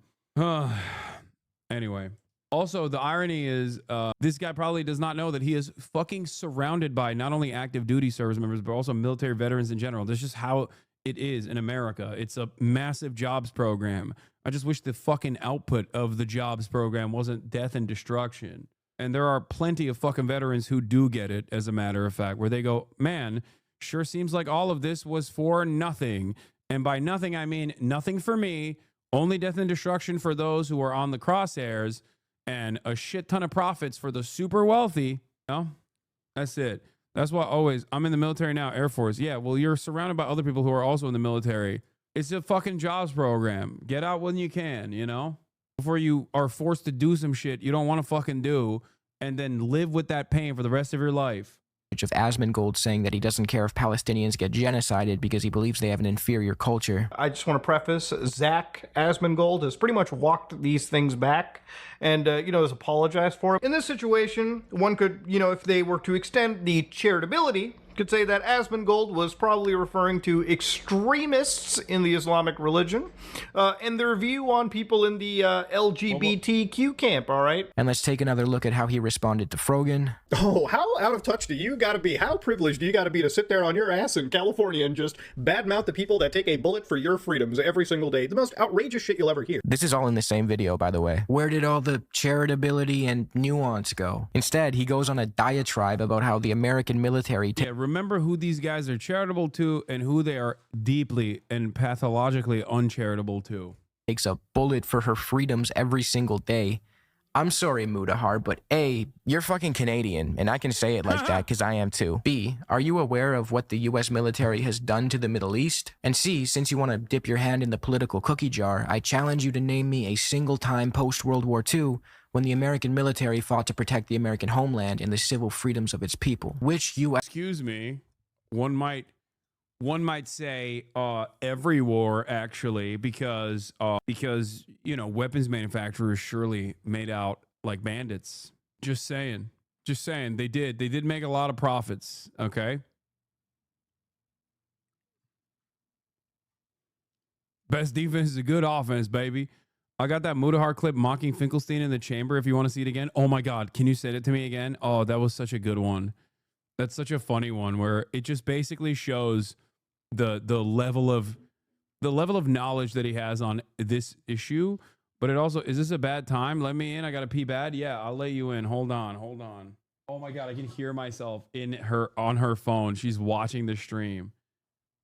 I know. Where after this video is done, Maya's going to be on the stream. U.S. military intervention fought for her freedoms. Now, there is a conversation to be had about the poverty draft and how the U.S. military preys on underprivileged people and communities and recruits them to sell their bodies into an imperial force. Yes, absolutely. But when that imperial force goes on to victimize entire regions of the world, you shouldn't be surprised when a person who is a descendant of one of those regions has negative feelings towards the U.S. military. Frogan also went on to apologize for her callous remarks, and here is how Mudahar responded to that.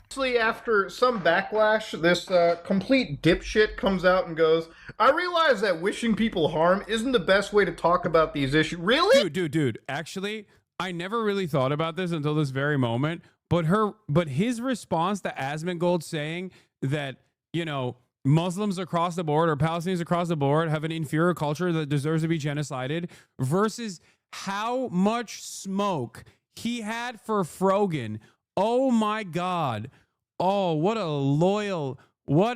loyal company man he is. Holy moly.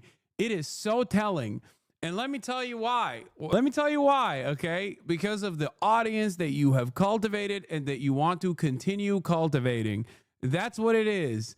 It is so obvious. It is so obvious that he's just like, oh, please, guys, look, see, I'm fucking shitting on all the enemies and I am, you know, offering light criticism to all the good guys. This is what I was talking about, by the way, when I brought up the fact that, you know, Mudahar had to leave Twitter because of the fucking Islamophobia that he received. And also, even more so than the Islamophobia, ironically enough, the anti-Indian hate that he received. Like, he's not as bad as like, he's not as bad as like that one dude on Fox News, for sure, right? But this is the apolitical centrist version of that. Really? Wow! And these people are supposed to be the fucking intellectual bastions on the internet. Now again, let's contrast this with the way he accepted Asmongold's apology. In this situation, one could, you know, if they were to extend the charitability, could say that Asmongold was probably referring to extremists in the Islamic religion and their view on people in the LGBTQ camp, all right? No, I'm not going to cry a fucking river when people who have genocide that's baked into their laws are getting genocided. I don't give a fuck. They're terrible people. It is an inferior culture in all ways. So let's get this straight. Asmongold denounces an entire culture as inferior and explains how he doesn't care if they get killed, and Mudahar has it in his heart to be charitable, which is fine. That's his prerogative. But when someone from Lebanese descent says something mean about an army known for bombing and occupying the Middle East, Mudahar's charitability is all dried up. That checks out. Is the point of Mudahar's video to foster genuine understanding and shed light on the horrific atrocities the Israeli state is inflicting upon the people of Palestine? Or is it just to score cheap shots at creators who are actively speaking out against the genocide Israel is currently committing? You tell me. This is not to say that you can't criticize people just because they support the Palestinian plight. You absolutely can and should if they deserve it. But when 99% of your coverage on issues adjacent to the Israeli-Palestinian conflict consists of hyper-focusing on pro-Palestinian internet creators, and the only thing you have to say about a literal genocide is, I think genocide is wrong, but Muslims and Jews just don't get along, man. It is fair for me to call your priorities into question. Now let's move on to the main event. Ethan Klein. This video is not meant to debunk every inaccurate Zionist talking point Ethan has pushed over the past 18 months. Instead, he's just your average Indian Islamophobic, verified to find Indians. What are you talking about? He's Muslim. He's a Muslim Indian. He's not. He is. He's presenting his position. He's presenting his position that way, but he's bro. Mudahar is a better Muslim than I ever could be. Okay. This man has done one of the most important things you can do as a Muslim. He has gone on Hajj. He literally went to Mecca. Okay? No, he is not. Okay. Sure, guys.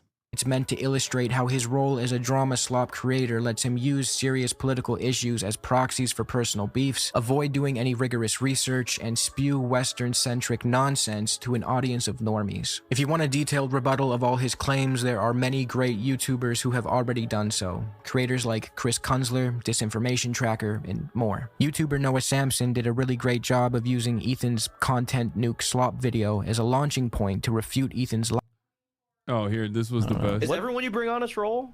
No, usually I verify people, but I was like, fuck it, because it's really Is Norman big. Jinkelstein a troll? That's a good question. That I don't know. I'm not too sure about that. Bro, what was that fucking debate even like, dude? I saw like a bit in piece on Twitter about it. Apparently they were like, yo, Destiny got owned in every clip that I watched. I'm like, the other, like, the guy who you were debating was just getting emotional the whole time. It's like, you're reading Wikipedia. It's like, bro. Yeah, bro, he got emotional the whole time, dude. It fucking emotional equals you lost. This is such a good video. This is such a funny little clip because you can see in his fucking, in Destiny's mind, because he's definitely better read than all of the people that he's surrounded himself with. He's just like, these are my fucking allies, dog. This shit sucks. They have sources attached. He's not clicking on the source. Well, and also I never read Wikipedia to him. I was just fucking, I was like quoting like the either Amnesty International or the UN or the ICJ, but he was just, yeah, he was ultra triggered, but you know. Yeah, but I read real books, not websites. Fucking unhinged, dude.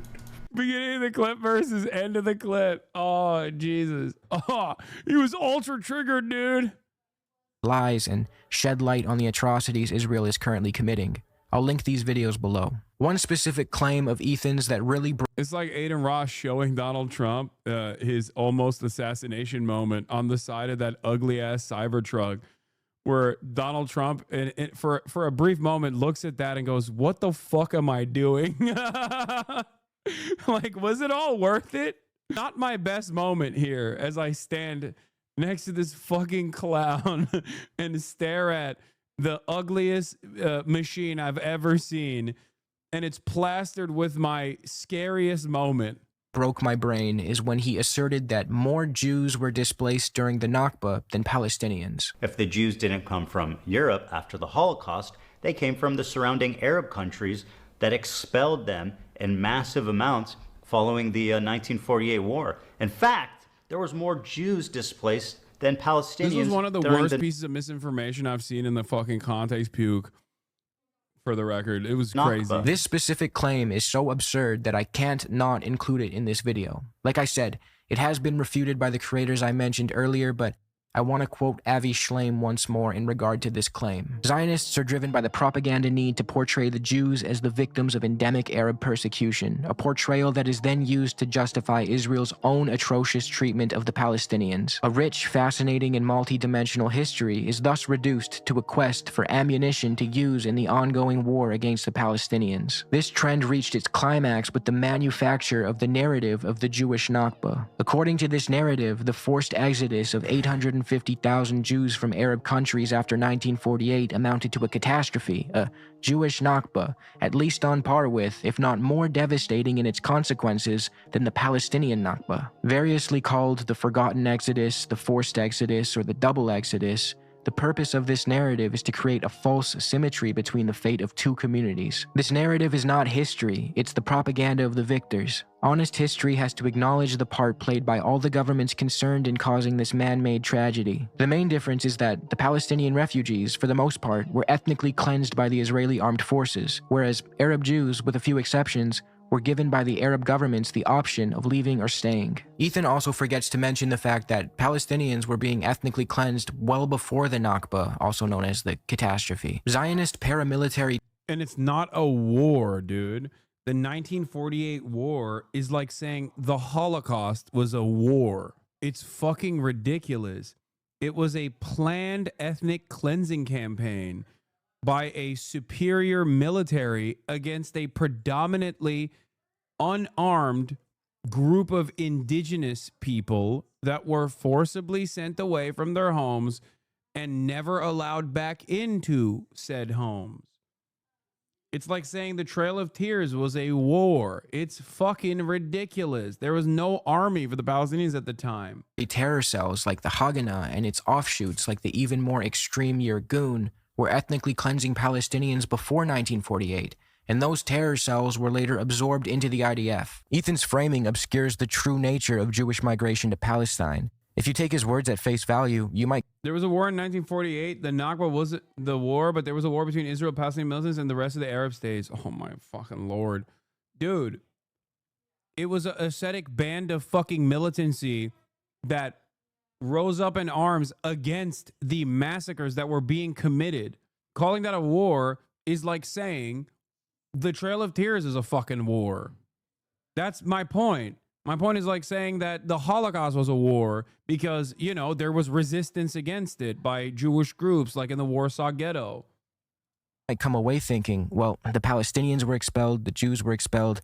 It's just a complicated mess of mutual displacement. But that kind of moral flattening is exactly what the Zionist narrative relies on to justify what actually happened. Palestinians were ethnically cleansed, which contributed to a reaction from many Arab-majority countries, prompting Jews to seek a new life in Palestine. Yeah, oh, that's an even better example. Yeah, that's what the Turks are taught to say about Armenia, dude. Like, literally. Like, every single one of you recognizes, with the exception of the Turks in the chat, recognizes the Armenian genocide, okay? If you want to understand how the Armenian genocide is taught in Turkish school, it is a involuntary displacement of Armenians, like an involuntary relocation of Armenians during time of war, because it was out of necessity. Jewish migration to Palestine had already been taking place for decades by this point and ramped up after 1948. It wasn't some immediate population switch, as Ethan implies. The Zionist movement actively promoted Jewish migration through controversial methods, Some historians claim these include false flag operations to create pretexts for mass immigration of Jews from Arab countries to Israel. This entails staging attacks on Jewish targets in Arab countries and blaming them on local Arab communities. Okay, the Turks in the chat are telling me that they don't even teach that anymore, apparently. Apparently, they don't even fucking teach that anymore. Holy shit, I didn't know that. When I was in school, we were taught that it's like, we were taught that it was out of necessity during World War I.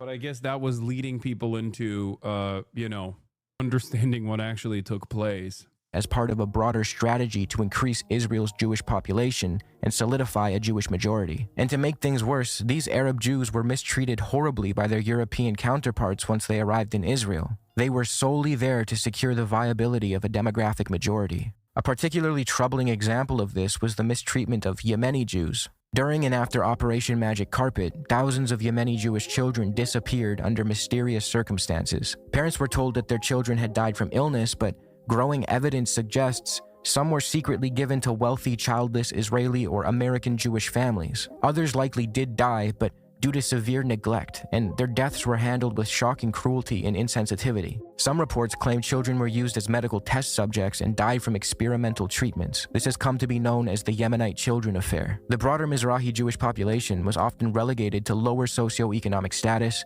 faced systemic discrimination, and were marginalized within the new Israeli state, with Ashkenazi Jews occupying higher positions in society. So when Ethan just chalks this complex situation up to mere mutual expulsion, he overlooks all the factors involved in pulling Arab Jews to Israel over the course of years. All that said, this context doesn't change the outcome. Jewish immigrants displaced Palestinians, took their land and property, and subjected them to an ongoing occupation. It's unacceptable, no matter the reason for their arrival and no matter how the Israeli government worked to reshape its population. Over the past 18 months, many videos have resurfaced of Ethan Klein and his wife, Ela, engaging in dehumanizing conversations regarding Palestinian people, literally referring to a Palestinian person as it at one point. I walked with them to one house. Okay. I did get out of the car once, but surrounded with them, so. Okay.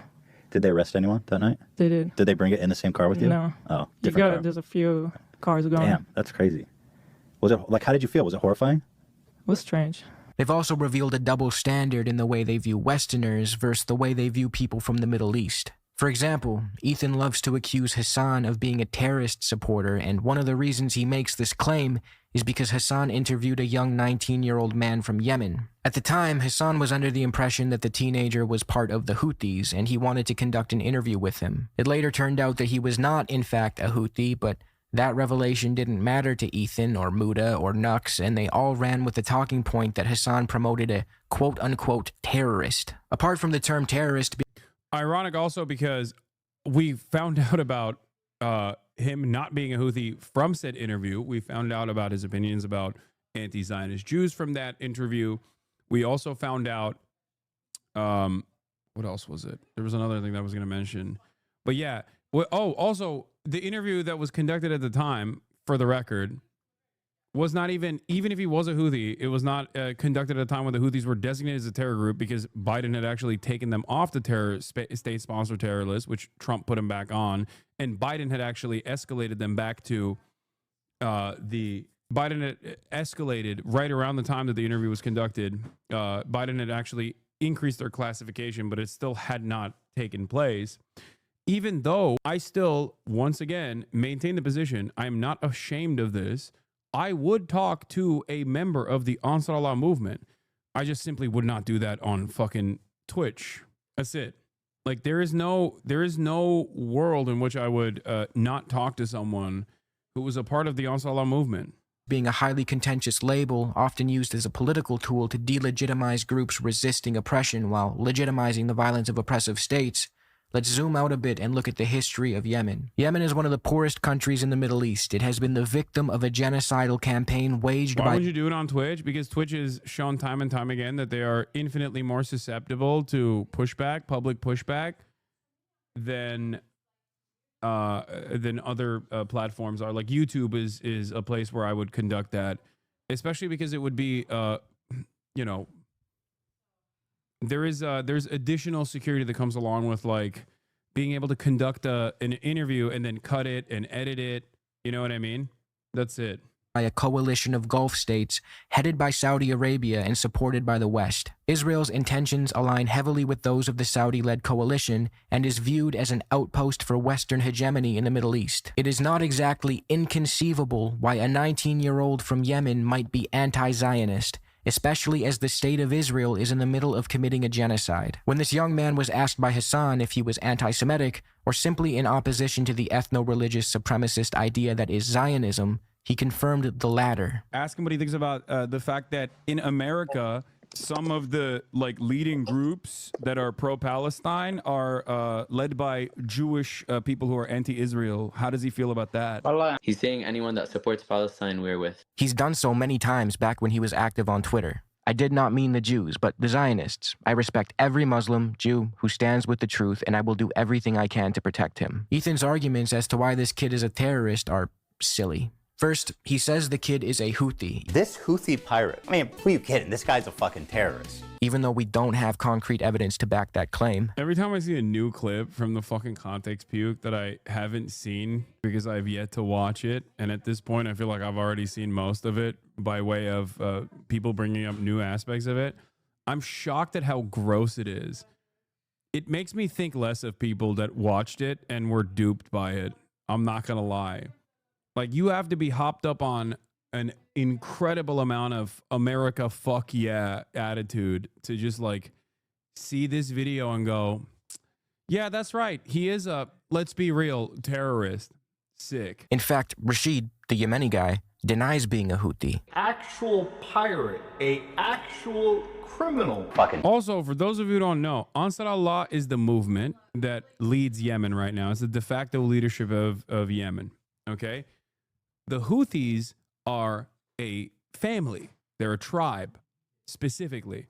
So if he was a Houthi, his last name would most likely reflect that he is a Houthi. His last name would be Al-Houthi, not Al-Haddad. But that's besides the point. The Houthis are a Yemeni tribe that are Zaidi Shia. And terrorists. Second, the teen has tweeted violent things about Zionism, but as we've already seen, the kid is clearly able to distinguish between Zionists and Jewish people, even acknowledging the many Jewish organizations that support the Palestinian cause. He's saying anyone that supports Palestine, we're with. And finally, Ethan's... I was in the Epsteinian H3 circles while still watching your hogwash on YouTube, and the content nuke was so bad and sketchy, it pushed me more into your stream and away from them, Lamau. It's hot garbage. Yeah, but for every person like yourself, there's probably a bunch of people that were like, no, I believe this now. Smoking gun is an Instagram comment where someone asks this young man if he's a soldier, and he replies, yes. I don't think this is enough to substantiate the accusations Ethan has levied against him. Let's really quickly contrast Ethan's feelings about this Yemeni teen with his praise of Sam Hyde, a guy who Ethan even admits is probably a neo-Nazi. Sam is an extraordinarily funny guy that inspired me a lot when I was coming up. Yeah, but Sam is white. He's a Westerner. And if you're a Western chauvinist, all it takes, I mean, you can have a guy who says they're a neo-Nazi, promotes Adolf Hitler, has spent money on the legal fund of other prominent Nazis, is a pedophile, has had his followers directly harass you, possibly dox you and swat you. You're still under the banner of being a Westerner. So obviously it's like, haha, you're kind of funny, maybe possibly a Nazi. Right? Whereas if you're a fucking brown kid in Yemen, 19 years old, only known death and destruction in the poorest country on the planet that had a man-made blockade that caused a fucking massive famine in your country, man-made blockade by coalition forces that we backed with weapons and targeting systems that we gave to Saudi Arabia and the UAE, by the way, okay, then... You know, all it takes is for me to assume that you're a fucking terrorist because I saw you with the traditional Yemeni knife and also a weapon. Yemen, for those of you who don't know, has the second highest gun ownership per capita on the planet after, you might have guessed it, the United States of America. Having a gun in Yemen as a citizen does not automatically qualify you as a militant. Unless you're Barack Obama.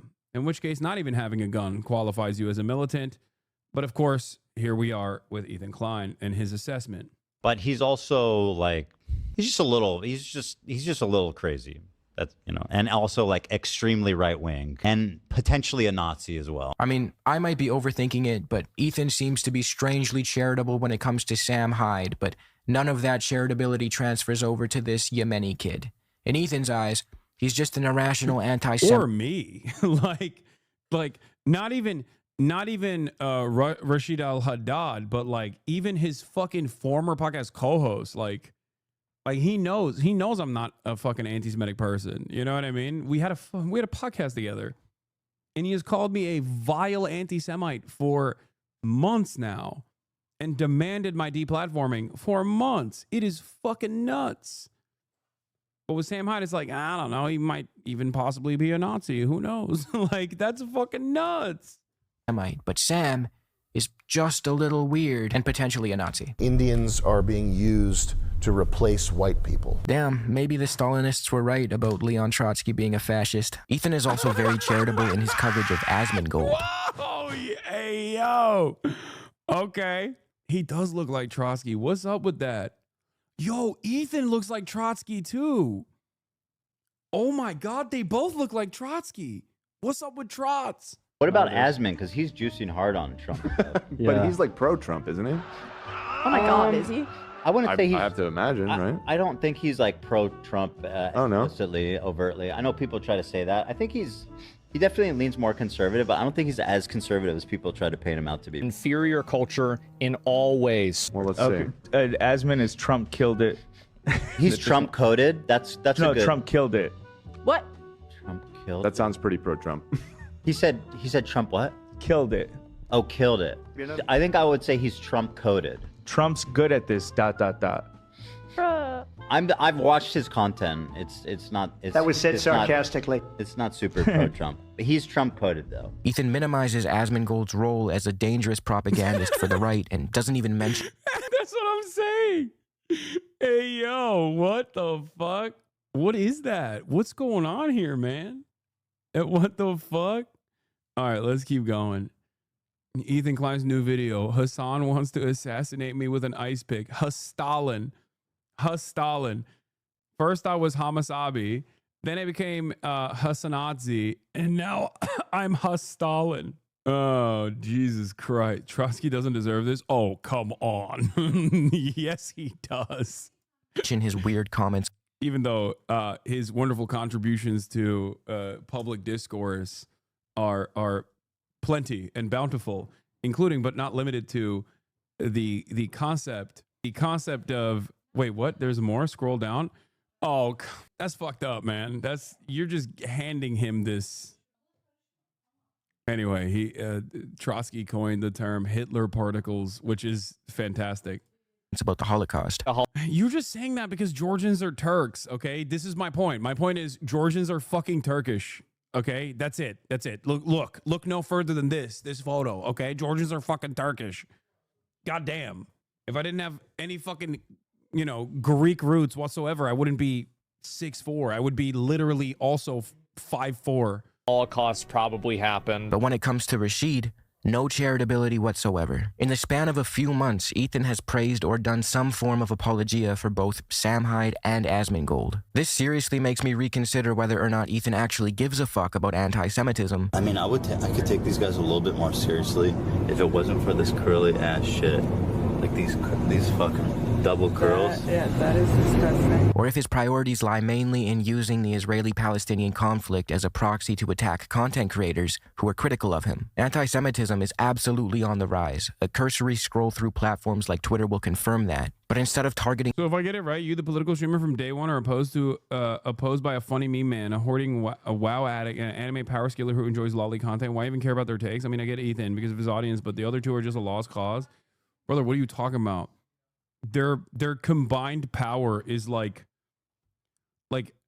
being a leftist, especially online, is like being on a fucking island by yourself, being on a deserted island, okay? And then that deserted island is like routinely getting bombed by all of the global superpowers because everyone from a liberal who has a penchant for drama and will narcissistically make the Israel-Palestinian conflict and the genocide going on in Gaza about themselves, and now they're the fucking primary victim, Ethan Klein, all the way down to Palestinians are inferior and deserve to be genocided. Asmongold, who also has fucking talked about dressing up as Ash Ketchum to go on deportation hunts, like hunt human beings, alongside the homunculoid Tom Homan. All of those guys put the bead on people like myself. And they make up the overwhelming majority of commentary online. Okay? They make up the overwhelming majority of the commentary space, at least online. There's plenty of other. There are homunculoid. Okay, homunculus. Okay? I'm basically like a digital Cuba. Okay? Under constant blockade. Anyway, my point is, we all recognize how fucking far right the internet has become, but in the commentary sphere especially, it's fucking ridiculous. In the commentary space, it's like 90% centrist right-wing adjacent to far right versus 10% that's like actually leftist commentary. That's fucking me, Lamau. You're more like China? Okay, fair. Actually, you know what? I will take that. I am more like China. Misunderstood and becoming a dominant superpower and doesn't have to do anything to get to that position at this point, aside from doing what I've been doing. Restrained, reasonable in the global stage, much more reasonable than the belligerent America. The actual culprits of anti-Semitism, Ethan is too busy doing. That's true. I do trade with hogs, Bradley Martin. So maybe China fits more. Oh my God. Okay, this is kind of funny. You're not wrong. That's right. I do have a agnostic trade principle where I'm not trying to actively engage in destabilizing shit, and sometimes will have positive trade relations with everyone. Apologia for them while solely targeting anti-Zionists. Ethan seems to think that just because the United States labels a group a terrorist organization, that settles the matter. The US, the UK, Israel, and other Western forces are responsible for... What's your Belt and Road Initiative? You're literally watching it right now. If I'm China, you're watching my Belt and Road Initiative in the commentary sphere. If the commentary sphere is the global marketplace, you're currently experiencing my Belt and Road Initiative right now by pumping overzealots. Some of the most horrific atrocities known to man. The number of innocent people the US and Israel kill for political reasons is astronomical, according to Ethan's own definition of terrorism. What is terrorism? It's intentionally targeting civilian population for political goals. Israel, the US, and other Western nations would top the list. If Ethan truly despises... Wait, when he talks about terrorism, is he... Refugees caught up in the Korean War were shot and straight by US forces? Wait. Does he bring up, is this overzealot's own assessment, or is he saying that the American military's actions in Korea was terrorism? Is this in the original video? Oh my God.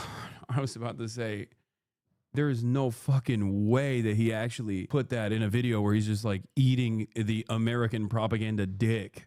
God damn. The US and other Western nations would top the list. If Ethan truly despises terrorism as he claims, why hasn't he done full-length podcasts or videos about Israeli forces airstriking civilian residences in the middle of the night with no warning? Come on, Ethan. I thought you don't like terrorism. I don't like terrorism. I don't like it. None of it. Why does... overzealous, this is not correct. I said I'm a Palestinian advocate. Come on. I gave the fundraiser that Hassan was doing $6,500 in the beginning, and then spent the rest of my time shitting on him and everyone else that is pro-Palestinian. And then even said all the fundraising initiatives that we engaged in was actually fucking stupid and unironically didn't help Palestinians at all. Excuse me.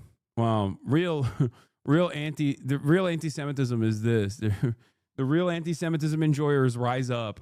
Not liking Ethan Klein is the final stage of anti-Semitism. Not even not liking, criticizing Ethan Klein is the final stage of anti-Semitism. There is nothing more anti-Semitic than this. Doesn't he address the systematic use of rape and sexual violence by Israeli forces against Palestinians? In fact, he's engaged in rape denialism when it comes to this issue. That's a huge claim. 15 Palestinian women were raped. Mm-hmm. I was sexually abused in photographs, she said. But like, what? I don't know what this is. What is this? What do you mean? Is this a source? You're asking if it's credible. Yeah. Yes, CARE is credible. I think, at least. What is CARE is There's no source. There's like nothing here. Like shit. I mean, that's a pretty extraordinary claim. I mean, fuck. Like it's serious to say that the Israeli apparatus is using rape systemically. Has Ethan at the time, that's where AB's dad works, by the way, for the record, but this was in the beginning, and that UN report came after Ethan had said that, except he never fucking talked about the UN report. So, you know, where's his commentary on that front? But at the time, all of the incredible amounts of information that had come out, like firsthand testimony that had come out from systematic sexual assault that happened within the Israeli detention policies, both in the West Bank and Gaza, were from firsthand testimony that was delivered to pro-Palestinian prisoner advocacy groups like Adamir. The problem is all of those groups that had real, accurate information were branded as terrorist organizations by the Israeli state and subsequently had to sometimes shutter their operations, or directly also, once they were branded as terrorist organizations and had their hard drives taken over by the Israeli government, the American government would follow suit and then also brand them as terrorist organizations.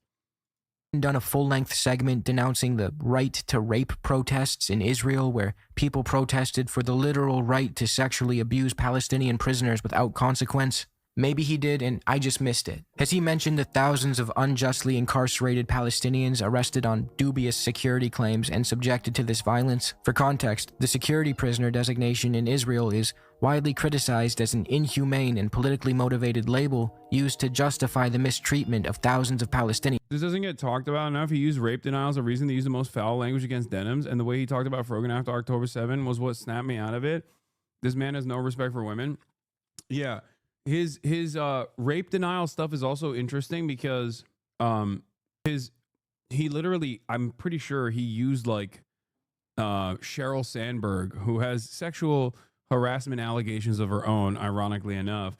Sheryl Sandberg after October 7 made this like massive, I don't want to even call it documentary, this propaganda piece about how like Palestinians had systematically raped women on October 7, and he used a piece of that, a testimony that was actually incorrectly placed in that fucking propaganda piece to say, no, it's real. It actually happened. Look at this person. This is a direct fucking firsthand account. It wasn't.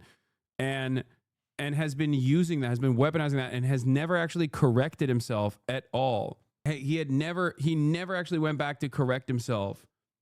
Under this system, Palestinians, many of them minors, can be detained indefinitely without charge or trial through administrative detention, subjected to military courts with conviction rates of over 99%, and denied basic legal rights. The label often conflates nonviolent political activism with terrorism, stripping detainees of the protections afforded to political prisoners under international law. This framework has enabled systematic abuses, including solitary confinement, denial of family visits, and torture during interrogations. So although I do not condone everything the Houthis have done, and I will never support any acts of violence against innocent civilians or human rights abuses, no matter who commits them, when it comes to standing up against Israel's genocide of the Palestinians, they are on the right side of history. This is my assessment as well, by the way, which I get fucking yelled at all the goddamn time. Willing to do something about a genocide, while others just spew their bullshit from Bel Air. To use an analogy that might resonate with Ethan, I think it's safe to say that Ethan probably doesn't think highly of the Soviets. But I'd be willing to bet that if I told him how they took out 80% of the Nazis, he would agree with me that they were the good guys in that situation. According to international law, parties to the Genocide Convention are obligated to do what also my assessment they can to prevent a genocide wherever it may occur. Yemen is a party to the convention, and the Houthis, who hold the most political power in the country, are attempting to fulfill that obligation by disrupting shipping and trade to economically pressure Israel and help stop the genocide of Palestinians. Legal arguments aside, I'd argue that the force trying to stop this mass slaughter has the moral high ground in this instance. Speaking of terrorism, specifically the definition Ethan himself uses, it's hard to ignore the fact that his own wife fits that description. This isn't exactly breaking news, many people have pointed this out before, but the facts remain. Ethan's wife, Ela, served in the IDF, an organization widely condemned for its role in terrorizing and illegally occupying Palestinian land. More than that, she chose to leave her role as a secretary and requested a transfer to Ramallah, an occupied Palestinian city. Why, you might ask? Because she was bored. Forced up. Because what did you do? What was your role in the military? At first, I was given a role that was like in an office somewhat close to my house in Tel Aviv. And it was kind of like going to a day job in an office. So secretary. Yeah. Interesting. And it was super boring and I really hated it. So I tried to change my role. I filled out that form and I tried it, and then I somehow ended up in a better place that I liked a lot more. Before, it was a daily thing where you go back home every day. And the new one was in a way that was a base that was far from my house. So you go there for the whole week and then you come back for the weekend. So you preferred that? Were you gone for a whole week? I did. Interesting. Why? It was kind of like just more of an adventure, more of a different experience that I preferred than to just go to a boring job. Yeah, by the way, Palestinian militancy is a means of existence. Israeli militancy is an adventure. That in and of itself is a perfect demonstration of the awesome power that a settler colonial enterprise holds over a captive population. That's it. You will never hear a Palestinian go, yeah, I joined the Jenin Brigades because I just wanted to have a little bit of fun. You know what I mean? And I'm using the Jenin Brigades specifically here because in that dynamic, they are 100% dead to rights, according to Ethan's own definition, because he has said, and he loves bringing this up, that settlers are valid targets. Settlers are valid military targets. Ironically, he says that, but, settlers are defended by, at least in this circumstance, his wife. The Jenin Brigades are a legally organized, spontaneous militia that is defending Palestinian land against an illegal occupation. They are not only morally in the righteous position, but they're legally in the righteous position as well. Sit on the computer and go back home at the end of every day. Describing the West Bank raids where they make their presence known. Yeah, that's why I gave an example from the West Bank as well. Yeah, I'm choosing what I'm talking about very carefully here. There. So I was in Duchifat, which is like a brigade, I guess. Would knowing this about Gila, just this bit, not all the complete hindsight we have now, change your willingness to collaborate with Ethan? No, it would have been entirely dependent on what her current position was now, because there are people who have done this kind of stuff and have said this kind of shit and then have completely turned around and recognized the inhumanity of those actions. So, of course, if she was like a breaking the silence type of former Israeli occupying force veteran, then no, I would not give a shit. I would not I would not immediately assume that this person is like violent, awful, whatever. There are so many people whose minds I've changed on this, and I'm sure some of them are from Israel as well. Maybe not to the same degree. I feel like if you're from Israel and you watch me, then you probably already had these sorts of anti-Zionist stances. It's very difficult for you to, develop an anti-Zionist position in Israel to begin with. But there are plenty of people whose minds I have been able to change. Her positions were public knowledge, chat. What hindsight are you talking about? No, I didn't fucking know this. What are you talking about? Really fucked up? You pay YouTubers to make videos about your takes and literal quotes to defend you and attack Klein? I know. That's what Ethan's probably going to say. It's not I don't hold people accountable for what they did in the past, especially if they have actually changed their ways, recognize that they were in the wrong. You know what I mean? Like, that's ridiculous. To change is to be human. That's in charge of the area of Ramallah. And that brigade has like a main officer. So I was his secretary. She voluntarily moved into an occupied territory to assist in military raids on Palestinian communities, not out of duty, but out of personal dissatisfaction with a desk job. She even referred to Ramallah as a terrorist city. You told me once you went on like a mission with them to like a terrorist city. Oh, Brazil, it's hey, Hassan Parker. Thanks for paying me to make this. I'll send the invoice shortly. Oh, here we go. No, it's out now. It's the truth. Yeah. That was kind of a crazy story. Yeah. My officers and like the soldiers in that brigade, they would go every night on a raid. Right. In Ramallah to arrest terrorists. While ignoring the fact that her presence as an IDF member facilitating raids in the city of Ramallah makes her the occupier and the one terrorizing people. Did you have a gun on you? I didn't. You were not supposed to leave. No, yeah, not really. But even if I walked with them to one house. Okay. I did get out of the car once, but surrounded with them. So. Okay. Did they arrest anyone that night? They did. Did they bring it in the same car with you? No. Oh, You different car. there's a few cars going. Damn, that's crazy. Was it like? How did you feel? Was it horrifying? It was strange. Very, very weird. How so? You see people in their house, and then it's like Yeah, he said the soldiers just walk into their house and look through their shit and find guns, and the whole thing is really surreal. Fast forward to the present day, and Hila Klein has the gall to say this about the people of the city she terrorized. I think if you, as an Israeli, go to Ramallah, they'll kill you. What do you mean you think? I think that That's I'm a saying fact. if you go there as Israeli, you take the turn there, you'll be died. They'll kill you. It's not only killed, it's like lynched. As if the occupied are the villains and not the occupiers. Ethan deliberately avoids engaging with this issue. Whenever it's brought up, he deflects by attacking a straw man, insisting that... Why spend time on this when there's literally a genocide happening? There's not even any new news for you to discuss with Ethan. This is blatant drama farming. Thought we were above that.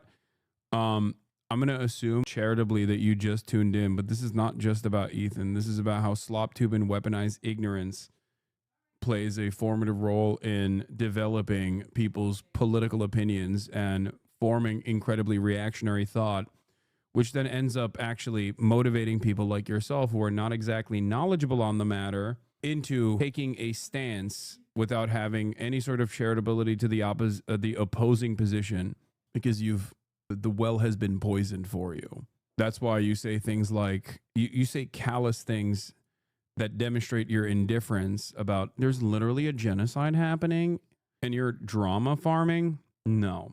The point of this video is not just to farm drama necessarily, but to actually make a coherent point. My well is clean, brother. This seems silly.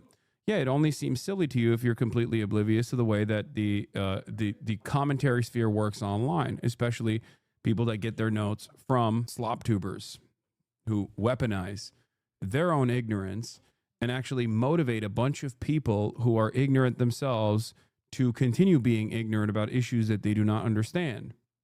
The question I have for you is this. Way too charitable. This is drama. Let's do real news. The go-to move for hate watchers who can't stand what they're hearing. Exactly. If I was invested in drama with Ethan, I would watch any number of different fuck Ethan videos that have cultivated over tens of millions of views at this point from people who are actually fairly well-read, like Gokanaru, or any number of different people that Ethan now actually is aligned with, to demonstrate the hypocrisy of Ethan, as a matter of fact, and to demonstrate the hypocrisy of those people as well. That would be SlopTube content. That would be drama content, to talk about like how Ethan has dealt with certain issues in the past and how fucking silly he's been. You know what I mean? That would be the drama SlopTube. Covering Ethan's tattoo or some shit would be the drama SlopTube. There's plenty of that Ethan does where he makes up shit about me and then we'll spend, hours and hours hours and hours on random made up things that he cultivated in his mind. This, on the other hand, has a broader point.